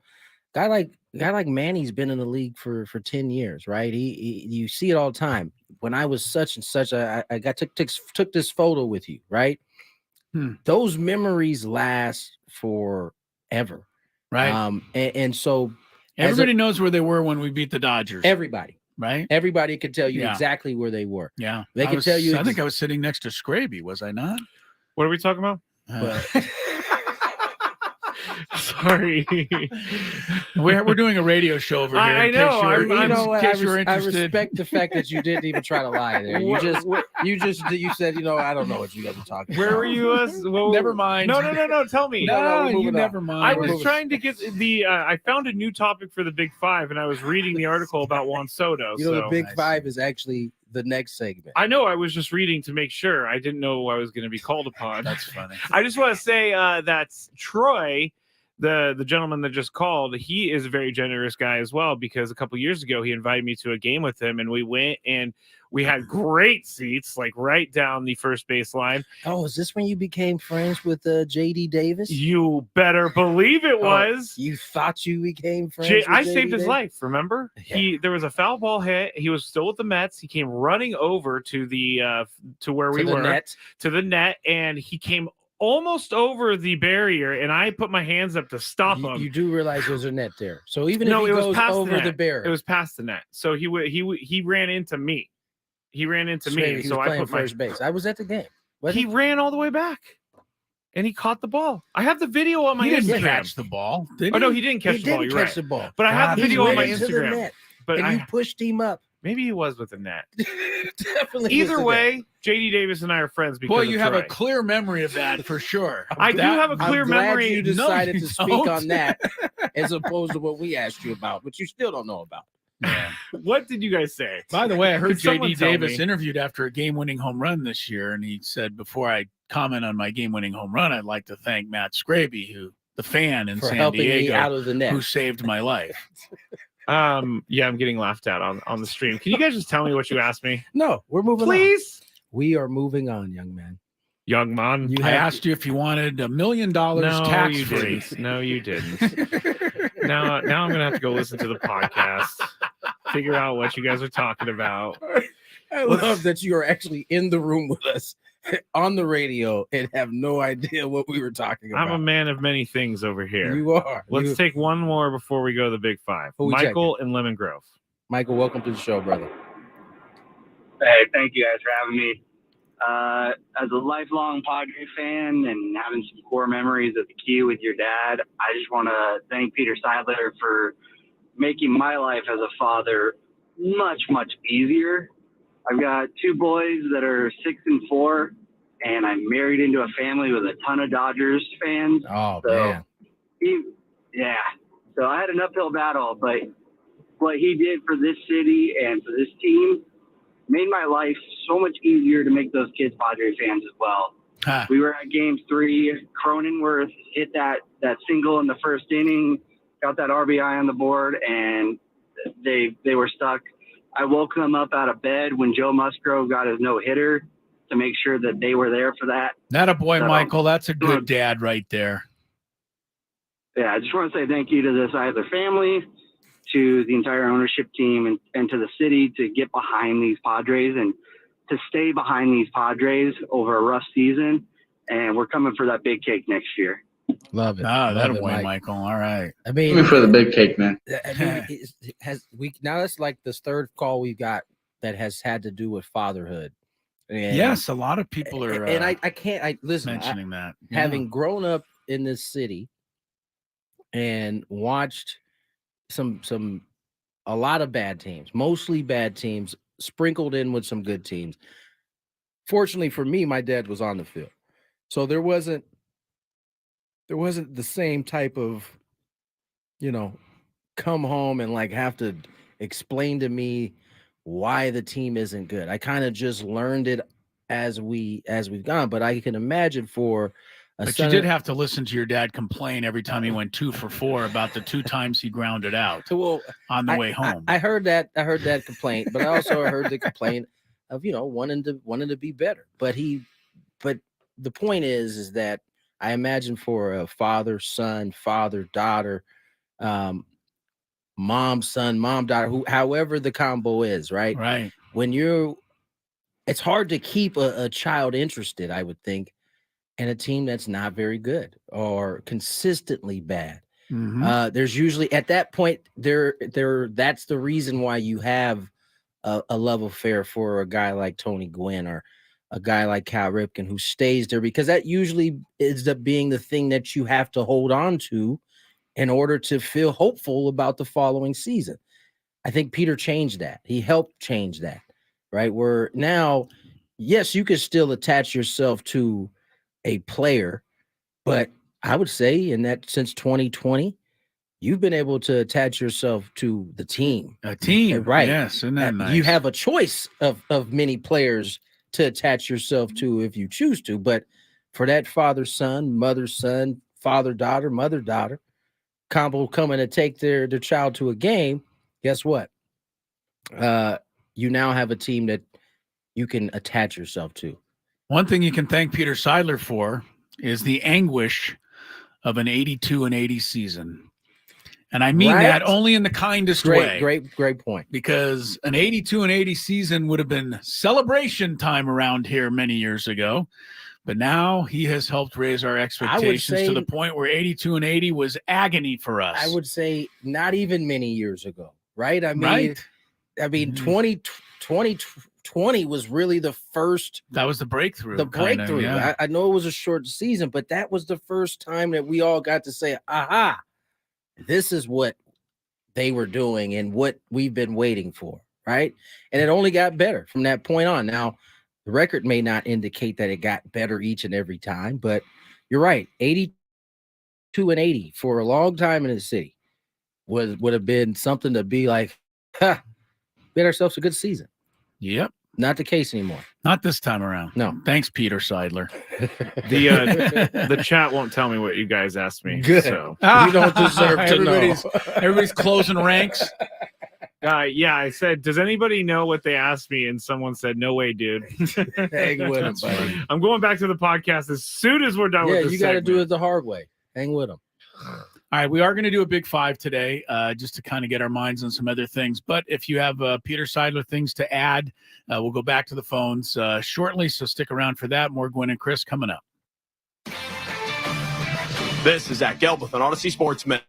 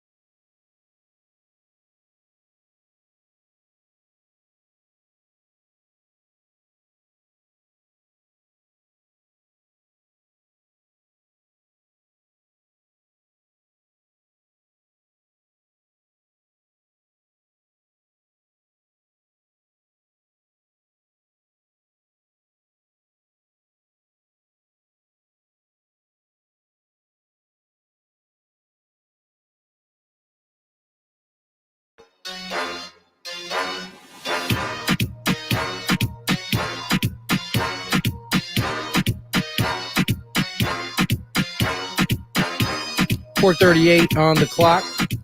Score a Turkey Day touchdown when you shop your whole feast in one trip. And that's at Smart and Final. Use promo code SFThanks for free delivery on your next order. Scrub, you figure out what we were talking about yet? Yes, and I figured out that I was not sitting next to Chris during the Dodgers or the Padres victory over the Dodgers. Well, you didn't figure that out. I had to go back to the podcast and I had to find it, and I listened for it, and there it was. So you were not. So you're telling everybody you were not sitting next to Chris. I was not. Chris was sitting next to Coach. They actually didn't really allow me into the press box. You think that's a joke? Very funny end to the story. I think Chris knew that all along, but he was waiting for you to answer that. Yeah, that was me not being allowed in. Yeah, you had to. I think you were just roaming the stadium, if I recall. Which was good. Which was good because you were able to help me at the end of. Yeah, I got to go down the clubhouse. Yeah. That was awesome. It was great. I was happy to be there. I remember I used Kirk Kenny's credential to get into the clubhouse. I was so mad at him for that too. I 'Cause was like, he's going to get our show kicked out of here. I did not have a credential to go into the clubhouse. right. Yet the clubhouse attendant usher knew who I was and waved me in. Even though the problem was I had Kirk Kenny's credential, and he knew I wasn't Kirk Kenny, but he looked the other way. Let you in. Thank you. Oh man, I don't know if we should have told that story. No, I don't know if we should either. Gonna get that guy fired or get me in trouble? I'm gonna get you in trouble. Chris and Scrape are never gonna be allowed to go in there again. I'm barely allowed in the press You know box. what? I saw everybody down there though, and they seemed okay it to see me. It was. Everybody was in a good mood. So I kept looking at Chris and be like, can't believe you're down here, dude. I'm sure our listeners can imagine what was going through your head when you saw Chris breaking the rules with Kirk Kenny's press pass. Scrappy loves rule breaking. It's one of his I hate rule breaking. go-to things. All right, let's check. Unless it's Jim Harbaugh, then he can break whatever rule he wants. Jim Harbaugh is an innocent man. How many times does he need to tell you guys that? let's go to traffic, then we'll get to the Big Five. From the 97.3 The Fan Traffic Center, here's Kelly Danick. Traffic is sponsored by Air Max, San Diego's highest rated heating and air conditioning company. Well, guys, we're not doing too bad on the roads. We'll see how it goes when it gets dark. But right now, we're just dealing with a couch in the slow lane, southbound side of the 15, right before the 5. Looking for the best in HVAC? Choose Air Max, San Diego's highest rated heating and air company, with free diagnostics on all repairs and estimates. See why over 1,100 happy customers have given Air Max 5-star Yelp reviews. See Air Max today at airmax.com. I'm Kelly Danick with Gwynn and Chris, San Diego's #1 sports station, 97.3 The Fan. It's that time of the show when we check on the latest in sports. Only the most important topics and questions are brought to light. Stop what you're doing and listen. These news stories will astound and amaze you. The one, the only. Oh my God, who the hell cares? The Big Five starts now on 97.3 The Fan. All right. I actually was reading this article to get ready for this very segment when you guys caught me not listening last segment. So let's get into it. The Padres, they still need to figure out what they're going to do with Juan Soto. And some reports have come out about what the Padres are looking for in a trade. They'll likely be targeting controllable starting pitchers that are ready to contribute at the highest level right away, or at least very soon. And in addition to that, ESPN's Jeff Passan reports that the list also includes the Yankees, the Mariners, the Cubs, and because they have potential matches thanks to their young pitching and possible designs on adding a bat like Soto, according to Jeff Passan. So, Tony, how many big league ready players would you like to see come back in a Soto trade? 10. Wow. Thank you for giving me a number, actually. I'm joking. I can't actually put a number on it because I don't know. That's a He bad, wants to see an that's entire a bad ball Tony club. impression right there. Okay. I would say 4, 2 ready to go starters, maybe a top prospect, and then you could throw whichever one of the other holes the Padres need to kind of fill, whether it's bullpen, depending on how you're looking at it. You get another left fielder, center fielder, depending on what happens with Trent. Most would say regardless of what happens to Trent, you're going to have to upgrade that spot. DH. There's a slew of different spots that they can address with a Soto trade. will reaffirm that I would be very sad. Tony doesn't want to see Juan Soto go. That's your. I don't real want him to go answer. either. But I understand. Chris. Yes. First of all, I just want to remind everybody who thinks they're not going to be able to get much for Juan Soto or enough for Juan Soto to make up for what they gave up to get him in the first place. Really, what did they give up? C.J. Abrams, Mackenzie Gore, who hasn't been great yet, Bobby Robert Barrows. Hassel, and James Wood, who have yet to make it to the major leagues, and Luke Voigt, who didn't really do much after he left here. So, I mean, I'd like to see the Padres get 5 players, but I don't know if they're going to get that many. Give me one great starting pitcher, give me one bullpen help, and give me an outfielder. So 3. Three for me. I'm right. greedy. You're greedy? Yeah. I mean, I'm the greedy. Padres are kind of in the driver's seat, right?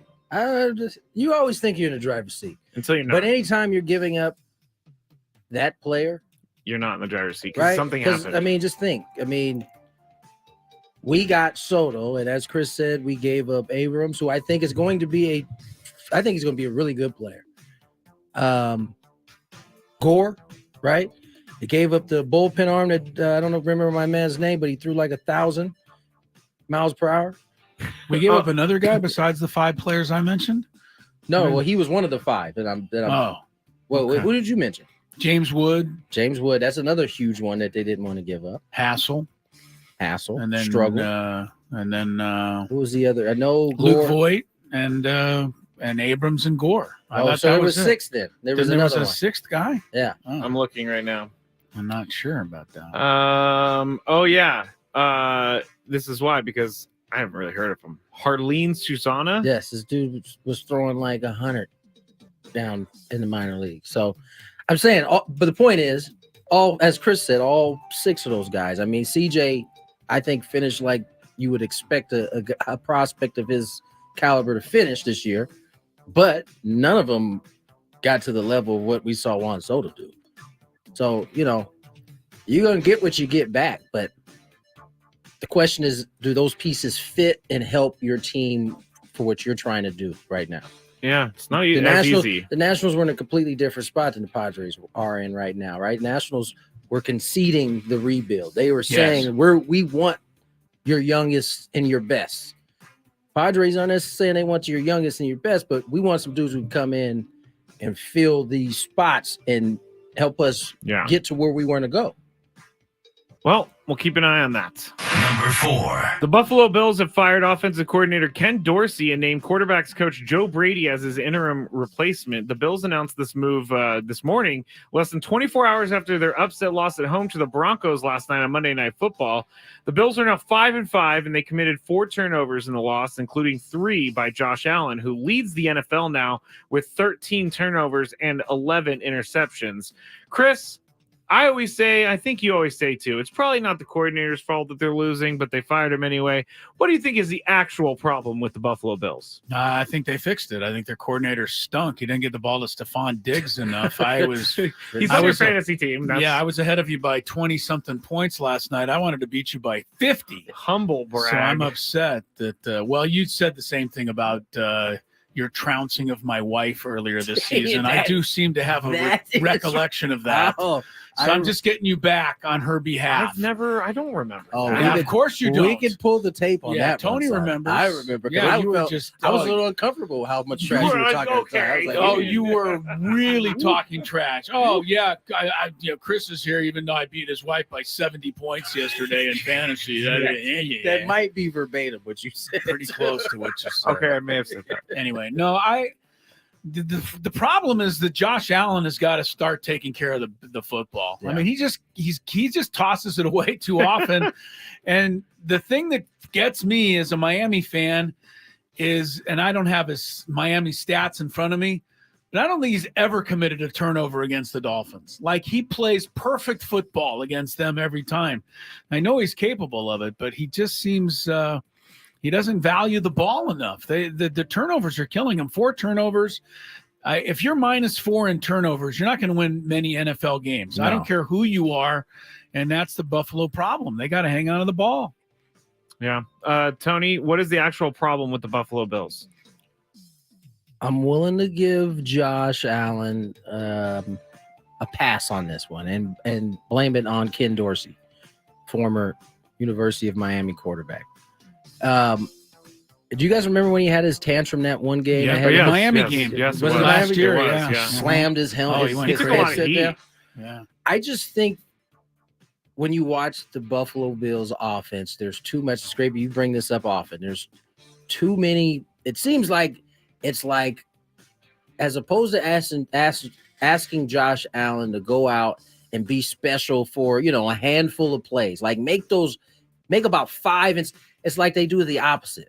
They ask him to make, in a 50 play game plan. They ask him for 45 plays to be great, and here are these 5 plays that get the ball out of your hands. We just want, I don't think that works. Yeah. I think that's why he's turnover prone. He's asked to do too much. I think it needs to be simplified. Hey, get the ball to Diggs. They actually run the ball well when they actually run it. No kidding. The number 4, what's his name? James Cook. He ran like crazy last night, but Over they took him 100 out of the yards. game for an hour because he had the fumble. Yeah. His first fumble of the year. Yeah, like, I find that to be a little he silly. fumbled. I saw somewhere he fumbled his first game of his career. Yeah. And hadn't fumbled again until last night. Yes. Yeah. And then, but he didn't see the field for like 2 quarters Well, after he was that. pissed. He was over there pacing. It's like, dude, I've never fumbled. You guys are going to take me out for it? But it also shows you the type of pressure that is true. staff is feeling right now. That and is it's true. only getting worse. But yeah, I'm gonna blame this on the coordinator. All right, now we are going to continue with the Buffalo Bills, but in a different way. Bills wide receiver Stephon Diggs, as Chris just said, had a less than stellar game last night, and his biggest supporter took to X to talk about it. Cowboys cornerback and brother of Stephon Diggs, Trayvon Diggs, did not hold back posting last night. He tweeted after the game last night, man, 14 got to get up out of there, talking about his brother Stephon Diggs. And then this morning, it wasn't enough that he woke up this morning and he tweeted, let's not forget, he didn't start going off till bro got there, meaning Josh Allen wasn't good until his brother got there. So, Chris, Tony, is this embarrassing? Two NFL players.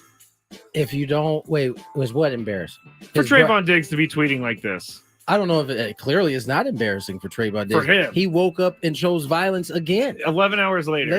After he had time to sleep on it. Yeah. So it's clearly not embarrassing for him. And my guess is probably not embarrassing for Stephon. I mean, he could have easily said, hey, man, please don't tweet about my situation anymore. True. After the first one. The fact that he still tweeted about it means that he probably didn't say anything to him about it. And, there may be some truth to it. We saw, if you watch the Bills in the last, this year and at the end of last year, they don't look like the most harmony is going on that there's side. Something wrong. And they played it off like there was nothing wrong, but it's clear in their record that there's something wrong. There's something wrong. And then you read reports about a team meeting and Josh before the game last night. Josh Allen. Weird. Allen telling, guys, whatever's going on off the field, leave it off the field. What's going on off the field? We don't know. But that's the point. They're talking about it in their meeting. So, it's one of those deals. In this case, where there's smoke, there may be some fire. Yeah. I'm reading like Ron Burgundy. Chris, actually, can I help you? Is this embarrassing? Can I help you? I don't know that it's embarrassing. I don't know that it's accurate, though. I know there's some problems with the Bills, and maybe Stephon Diggs would be better elsewhere. But Stephon Diggs nor his brother really have a complaint. The NFL leader in targets as a receiver this year is Stephon Diggs. Yeah. He leads the entire NFL.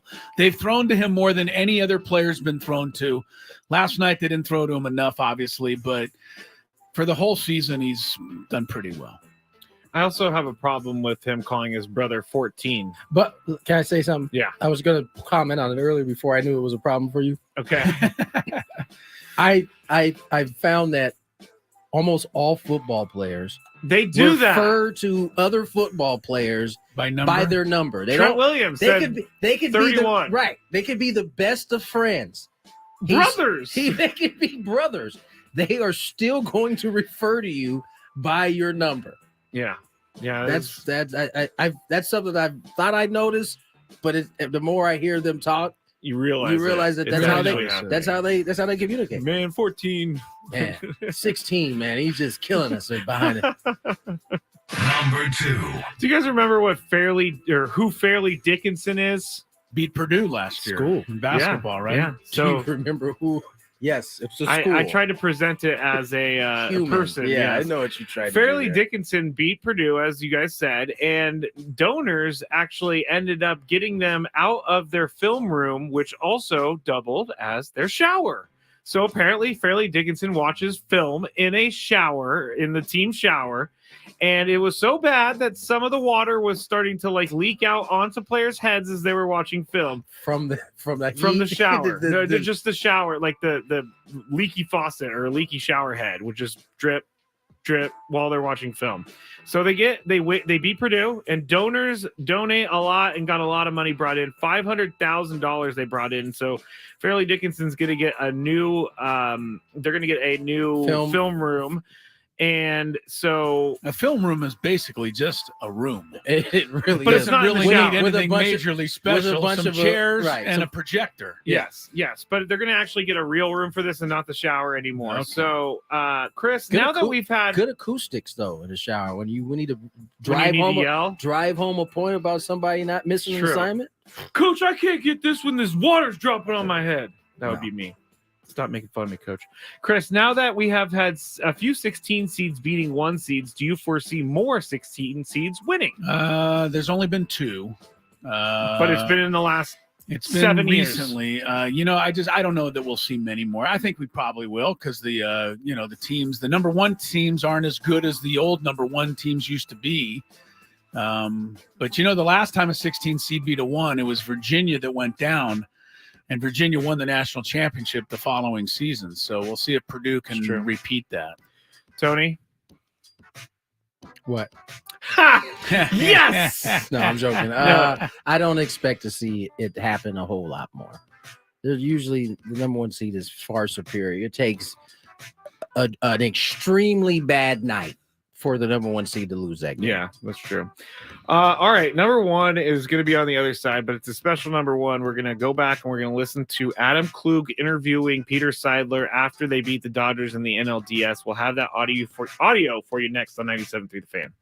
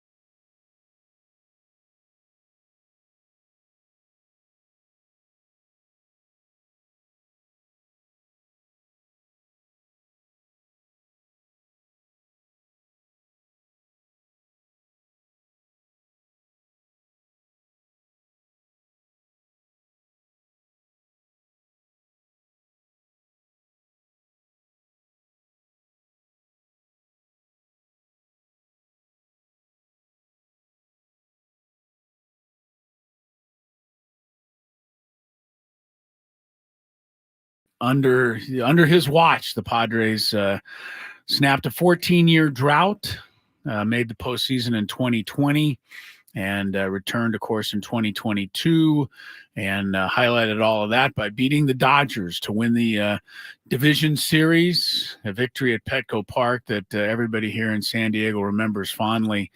To that end, Scraby's got some sound from that night that he's going to play for us in just a minute here. Our program director, Adam Klug, who I think you will be able to tell in the interview is the ultimate fanboy. I wouldn't call him a fanboy. Oh, I would. I think he was just doing his job. Okay, well, you'd be the judge of that. But the thing that's interesting to me is he was interviewing another great fan, and that's what Peter Seidler was, a baseball fan, almost more than he was owner. Anyway, some fun sound to listen back to in a second. But before we get to that, it is time to name today's biggest fan out there.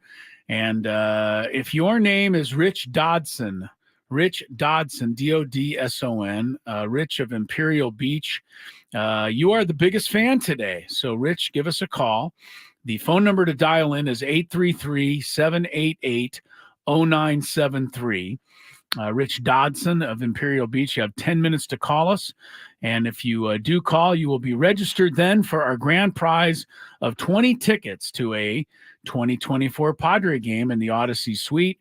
You'll get to watch the Padre game with your friends and family, and all of the fans' hosts will be on hand as well. And if you want your chance to win this fabulous prize and have your name called to register for it, just simply go to 973thefansd.com/biggest fan. Get signed up, because we can't read your name off if you're not signed up. You know what? I am going to have to say that I put the wrong name, first name. Oh, this is not a good day for me, guys. You need to stop multitasking. No, That's it's the problem Aaron today. Dodson, not Rich Dodson. So Oh. we got the last name right and everything. So Aaron Dodson is out there going, oh, I'm darn it, so I close. just missed. I wish my name was Rich. I got it. Do I have a long-lost cousin out there? All because Scraby's All because multitasking. Scraby messed up. All right, so it's Aaron Yes. Dodson. Aaron Dodson. Is that A-A-R-O-N? Yeah, Aaron. Aaron. Okay. From Aaron, Imperial Beach. Aaron Dodson, Imperial Beach. You are the biggest fan, not Rich Dodson. Rich was the first name of our yesterday winner. Oh, I'm just see. going to stop making excuses. Yeah, just another. Just own it, dog. We're kind of tired of those. All right, so Aaron Dodson. The excuses. We've talked about it on the air. We've talked about it all the time. We like people who point the finger at themselves rather than always coming up with some sort of. Yeah, no, after you gave a couple of excuses. It's all good. Aaron Dodson, your Trying to 10 lessen minutes. the When does blow. Aaron Dodson's 10 minutes start? When his name was officially said, or when Rich Dodson's name No, was when first said? Aaron Dodson's name. That's a great question, actually. That's a great question. All right, Aaron, give us a call, 833-288-0973. That's all you have to do to get registered for that grand prize. All right, couple of quick things. Duke is leading Michigan State 31-20. They're at halftime in the big college basketball game tonight. Michigan State's off to a kind of a poor start. I think they lost last week to James Madison. That's right. And now they're trailing Duke by 11 at halftime. Duke had a loss the other night to Arizona. Do you know who starred in that Arizona victory, Tony? Some guy named Keyshawn Johnson.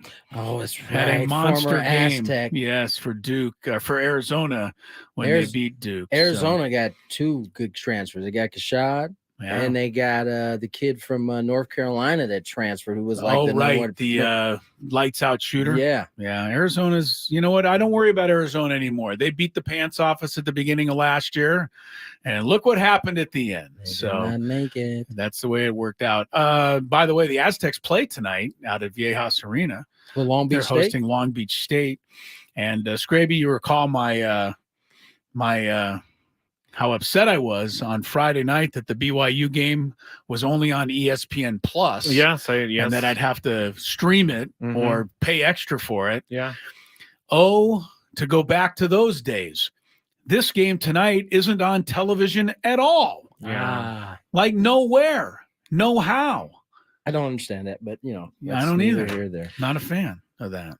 Like they could just put a camera up in the corner or something.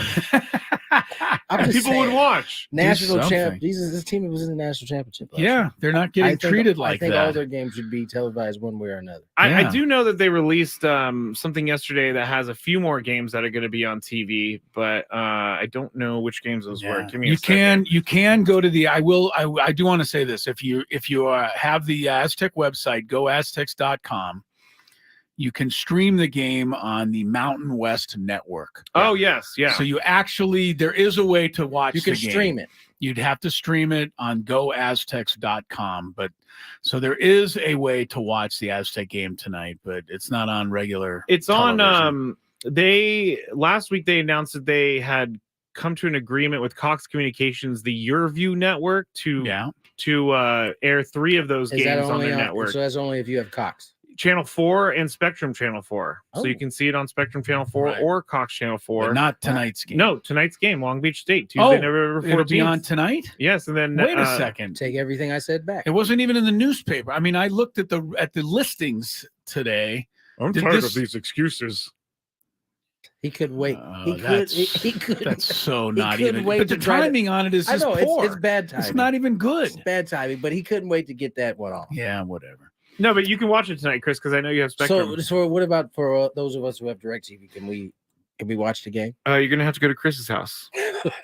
It doesn't say that. It just says that it's going to be carried on YourView, on Cox Channel 4 and Spectrum Channel 4 in San Diego. Games are Long Beach State tonight, Point Loma Nazarene on Monday, November 27th, and St. Catherine Tuesday, December 19th. Okay. Thank you, Scraby, for all that wonderful news. Now I'm going to throw it over to you to set the stage for this this blast from the past, but I think a very timely one. Peter Seidler being interviewed by our own Adam Klug following that great moment of happiness when the Padres eliminated the Dodgers. I'm here with the owner of the Padres, Peter Seidler. Peter, how does it feel to advance to the NLCS? It feels great. The players, the fans, they both showed up in the biggest possible ways all season long, but especially these last 2 nights. And the come from behind clinching game today, it could not have been better. Congratulations to our players. Is it extra sweet because it was against the Dodgers? Is it extra sweet because it was against the Dodgers? A little bit. They're the team that has dominated the last decade. And like we said, you know who that dragon is up the freeway. We got to slay it. And we did it this year. And we will be a very good team for years to come. It was jumping in that room. It really was. And it was very loud, very loud. Like, so I could tell the way Adam was yelling. It sounded like it must have been extremely loud. You know, I think Ben and Woods play that question quite often. Do they really? Is it extra sweet when you beat the Dodgers? Sorry, Adam. But this definitely is a moment in time for Padres fans, even though we're making a little bit of fun in it, but Peter Seidler was like, if you watch this video, I retweeted it at Matt Scraby. He's so pumped. He's got goggles on. He was so happy. He had the goggles going. That's what I'm saying. Like he had his goggles down around his neck when Scraby, the moment that Scraby referenced, when he was just standing off to the side watching.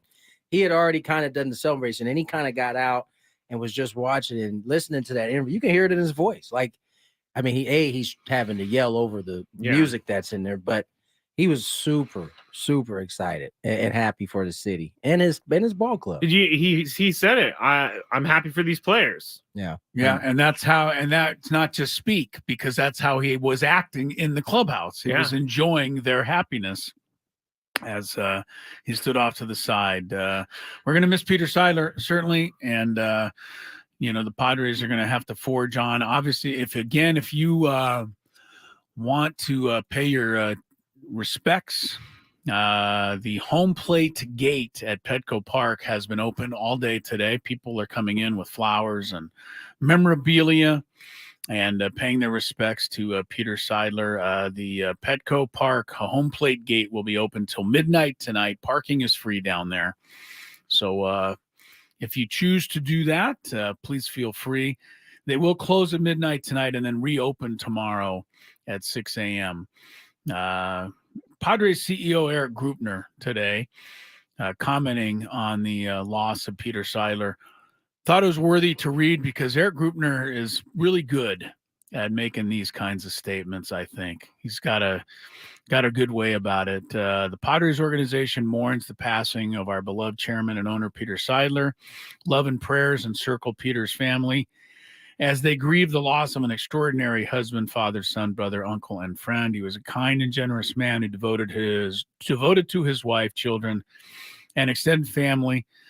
His impact on the city of San Diego and the baseball world will be felt for generations. His generous spirit is now firmly embedded in the fabric of the Padres. Although he was our chairman and owner, Peter was at his core a Padre fan. He will be dearly missed.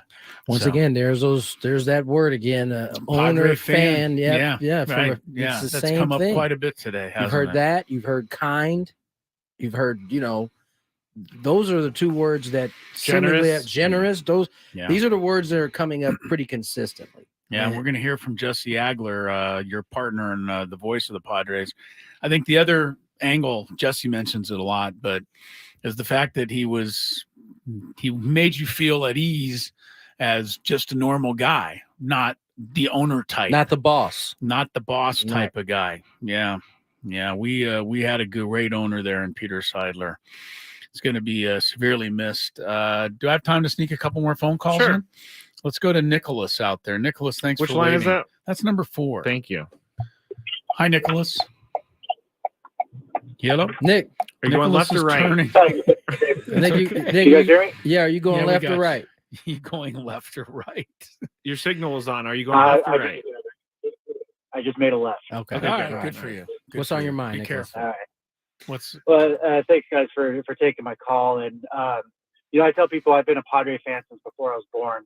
My mom was pregnant with me when she went to an '84 World Series game. So to say I've been through a lot of downs is an understatement.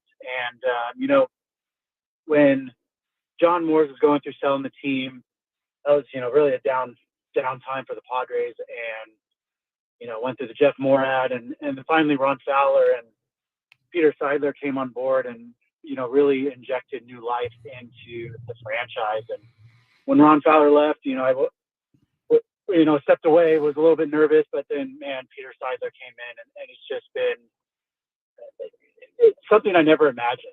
I have a 2-year-old daughter and I woke her up at 4 months old or 2 months old when Joe Musgrove threw his no-hitter. And my 3 brother-in-laws are Dodger fans. So last year, them beating the Dodgers was heaven. Good for you.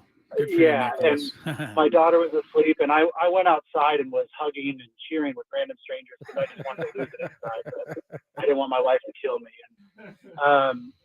And I'm sure you learned that, Nicholas, after waking her up from the 2 months that time that Joe Musgrove. Oh yeah, exactly. And it's a sad day for Padre fans and the Padre family. And I recall seeing a fan at a game with the number 1 Peter Seidler jersey. I've seen that. And I didn't even think twice about it. Yeah, I didn't even think twice about it because it made so much sense.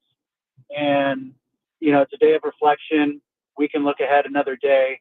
But whatever that looks like, I just hope they run this team the way Peter has and has a love for the Padres like he did and like we all do.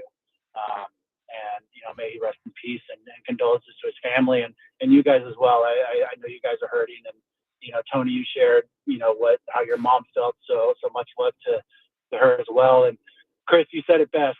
An 82 and 80 season was a colossal disappointment, and to say that as a San Diego Padre fan just kind of lets you know where this franchise is at, and that's a good thing.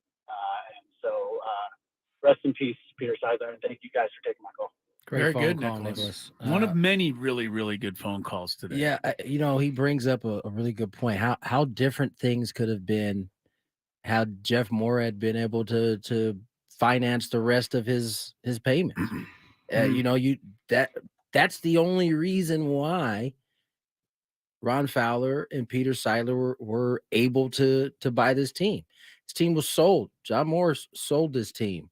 or at somebody least, else. or at least had the sell done with Yes. Jeff Morad in 2010. I think it was 9-10. I was here. Right. And I think Peter Seidler and Ron came in 12. Yeah. So, by the time because Morad couldn't, didn't have the partners, the backing, what everyone to say to complete that deal, the team then went back up for sale. And that's when Ron Fowler and Peter Seidler came in. And man, this thing, and listen, I could tell you, it could have looked a lot like it had looked had this ownership group not taken over. We could be 82-80 this year. We would have been having completely different Dancing in the conversations this offseason. Isn't that funny? One more message on YouTube. Boston Mike. My condolences and sympathies to Padres fans on the passing of Peter Seidler. Love, prayers, and deepest thoughts from Boston Mike. That, we've had so many messages like that today from a lot of people who are just stopping by the stream. And that just tells me a lot about Peter Seidler and how many people he's impacted. Yeah. People want to tune in and be a little part of this. It's cathartic for everybody. Yeah, no doubt. So, all right, we'll take a little break. We'll sneak a few more phone calls in, and then we'll have our interview with Jesse Agler, who put things into great perspective a little earlier today. More Gwynn and Chris coming up after we check traffic. From the 97.3 The Fan Traffic Center, here's Kelly Danick. Well, folks, there are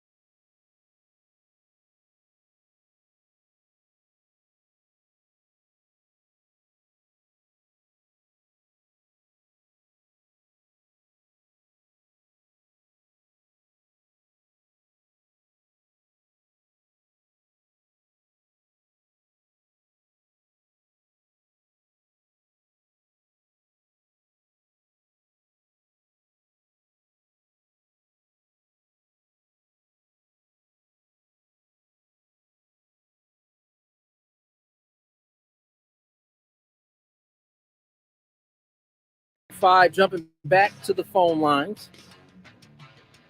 Don't know quite who we have on the phone. We have lines. James and Gavin. Gavin's been holding longer. Let's go with Gavin, who's been holding longer. Gavin, welcome to the show. How's it going, guys? Thanks for taking my call. I just really want to say, I mean, I was 13 years old in 2012, turning 14 when this ownership bought the team. And so I feel like I really, with my greater knowledge of the game and the business, I've really grown up with this ownership group. And when AJ came in and, they really started building to something special, it was one thing for a general manager to hold up his end of the bargain, but an owner really has to hold up his to get us to a position where we're in today. And, so I think about that and everything that Peter's done for the organization. It's really, you talk about fan bases and having a relationship with an owner. I think it's something that was really rare that we had here. Especially, I mean, my mom's from DC, so, they're Commanders fans and they know what a bad ownership looks like. Yeah. And, I know what a good ownership looks like, and that's thanks to Peter Seidler. And I think that's an amazing thing that we've been able to experience. And, looking forward, I cannot wait. I am so fired up for the Padres to have a Peter Seidler patch on our uniforms. Yeah. And I hope it really fires up the rest of the fan base to go win one for him, because that's really important. And I didn't think I would feel the way I feel about just an owner of my favorite team, but really hurts today. And I think that's a credit to what he's been able to give us as a fan base. And I'm just really grateful for everything he did for our organization. And I think that's all I have. But thanks for taking my call, and Peter and his family, thank you so much for everything. Thank you, Gavin. Very good, Gavin. Gavin is the exact fan that I was talking about earlier. What do you say, 13? Yeah, In right, 2012? 12 or 13, yeah. Grew up with this. So he's, 24, 25 right now. I just, that is like the perfect fan, right? That only, I'm sure Gavin prior to 12 followed the Padres, but, it's the older you get, the more you're locked into the game, the more you understand what's going on around you. And he's been part of that. And now you still had what, 12, 13, 14, 15, 16. Like there were still some bad years in there for him. However, the last, from 20 till now, if it wasn't a good result, there's been like an extreme amount of hope going into the year. And that's just something, and that's just in that 11-year span there. Yeah, I want to give credit to @Zippy_TMS for this one on X, but he posted this. Hey, you guys remember the last time a beloved owner of the Padres passed away? The next season, the Padres went to the World Series with the Ray Kroc patch on their arm. So here's to hoping. That's right. The 84 team all had the rack, R-A-C-R-A-K on their sleeves. That's a good call. So good call. You know what is an interesting call by the Gavin there? The first time I've ever heard the phrase Commander fan before. Said his friends or family are from DC and they're Commander fans. Get rid of that. Sound like Lucky when he wants to go for a walk. Every time I say Commanders, you got to name logo. Commander. And logo. And logo. All right. You're overdoing it. We got one more. James. Hi, James. Hi. You are on the air, sir. What's up? Hello, James. Can you hear me? Yes, we got you. Yeah, I just wanted to say that, what has happened over this last couple of years, and I'm so glad I got to come in on this historic night and actually talk to you guys. But, and this is something I wanted to say for a while on the air is the frustration that we've had this year is a good thing, because it means we care. Yeah. And it's been so many years where we haven't. Like, for me, it got me closer to my stepson, just caring about baseball. I told him, I'm like, you haven't even been, he was born in 2004. I'm like, you haven't been around to see the Padres competitive. It's so much fun. And it became like that. I was talking to him, his friends, and then it takes me on a throwback. I'm listening to Tony Gwynn Jr. on the radio every day. It's you sound just like your dad.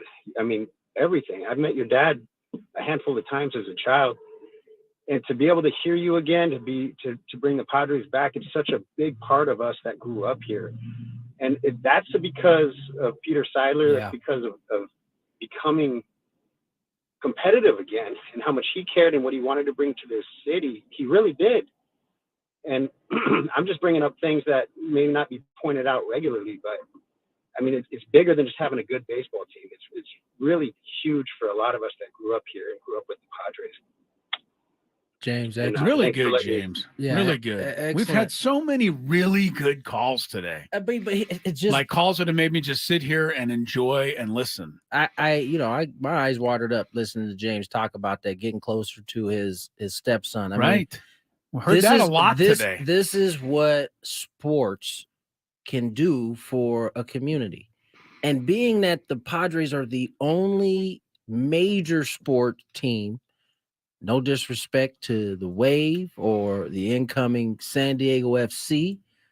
Am I missing anybody? The Mojo? Any of the other, but that's the Padres are the big show in town. Yes. And after the Chargers left, there was obviously a huge void that was left behind. And the Padres, I remember talking about it the day the Chargers left, or once it was official, when they were in LA, right? I remember sitting here talking to you guys on air about how the Padres had a huge opportunity in front of them.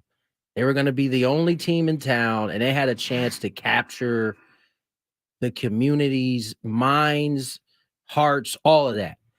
And it took a year or two, but they did it. And I think because they were successful when they were successful, you have people calling in, feeling the way they feel about Peter Seidler's passing today. I mean, this is good. These teams, man, it gets embedded in a family for generations.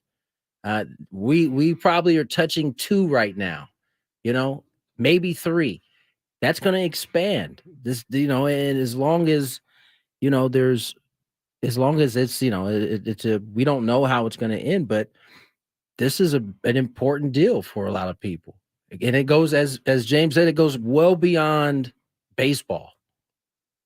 Yeah, I on the stream I have Alyssa saying who's cutting onions in here because people are getting emotional. Yeah, no, I mean, no doubt. I also have from Gonzo. He said, "What about how happy he was at this year's Fan Fest? Biggest smile on that man just watching all of us crazy fans having an amazing time. Really an SD hero." Yeah, no, I mean, that's baseball has always been like that to my family, and to hear how close it keeps everybody else in their families, and you can hear it in the phone calls today. We also have one request to call him Mr. Pedro.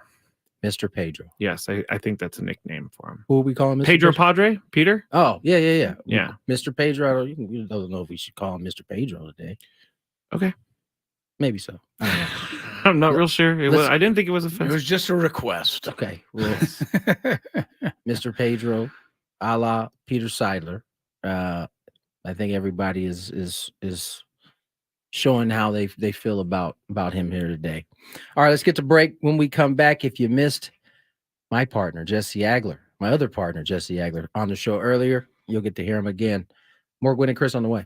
Ben and Woods on the Fan.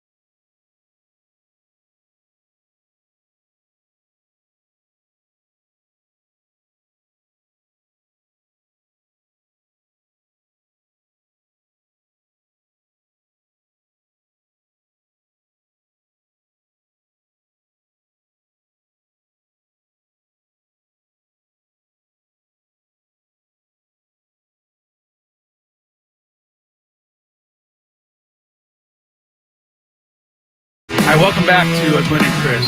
I'll tell you one thing. I knew it was going to be really a sad day on the program today and difficult. Hang on. Thank you, Chris. Got to turn the cameras around because everybody watching on YouTube. I think these cameras are possessed. Come here. Hey. Tony just knocked his Hello. camera over. I knocked it down. I didn't do anything. Second time it's happened. Hang on. You know what? No, Chris, what are you doing? I'm knocking my camera down. These are expensive. It's still got Chris in the camera too, by the way. It does. I'm It's still on. finding you. Hello. There we go. Hi. No one take that video and put it all over the internet of him going, hello. Crazy, I say. It would be funny if they did. I was honestly, just thinking how sad the show is going to be today. You callers have brightened up the day. It's been emotional, but it's also been very cathartic. And I think almost everyone, in fact, everyone who came on today just spoke really, really from their heart and eloquently and had, things that hit home that they said in regards to the passing of Peter Seidler. So I want to take a minute, Scraby, if you can get a round of applause ready, to thank the fans and the listeners out there today for a job very well done. Nicely done, everyone. These shows are the ones that always surprise me the most just because we have no idea what's going to happen, but we always get great stories and great interaction. Yeah, people, you guys all did great today. And I'm glad we were all able to share this 4 hours together. And again, if you want to pay respects to Peter Seidler, head on down to Petco Park. The gate at home plate is open until midnight tonight. Parking is free. And if you can't make it tonight, it'll be open tomorrow morning at 6 a.m. Many fans, Sam Levitt joined us from there earlier, and a lot of people down there leaving flowers and all kinds of collectibles and things, and honoring and thanking the life and times of Peter Seidler. 63 years old, passed away today. Again, the cause of death was not announced. And, Tony and I mentioned this earlier, but, we will talk about what does this mean and what's going to happen going forward and all that. But today wasn't the day for that. And Padres, according to Alden Gonzalez's story in ESPN today, are expected to spend the rest of this week grieving. And if you're wondering about a new manager, etc., Alden Gonzalez says it'll be likely next week before Thanksgiving. But anyway, right now, our thoughts, prayers, and everything focused on the family and the Padres family and Peter Seidler's passing today. All right, you want to check traffic one last time, Mr. Scraby? And then we will have our interview with Jesse Agler, who spoke as eloquently as anybody did today about Peter Seidler. From the 97.3 The Fan Traffic Center, here's Kelly Danick. Easy does it, guys. You'll get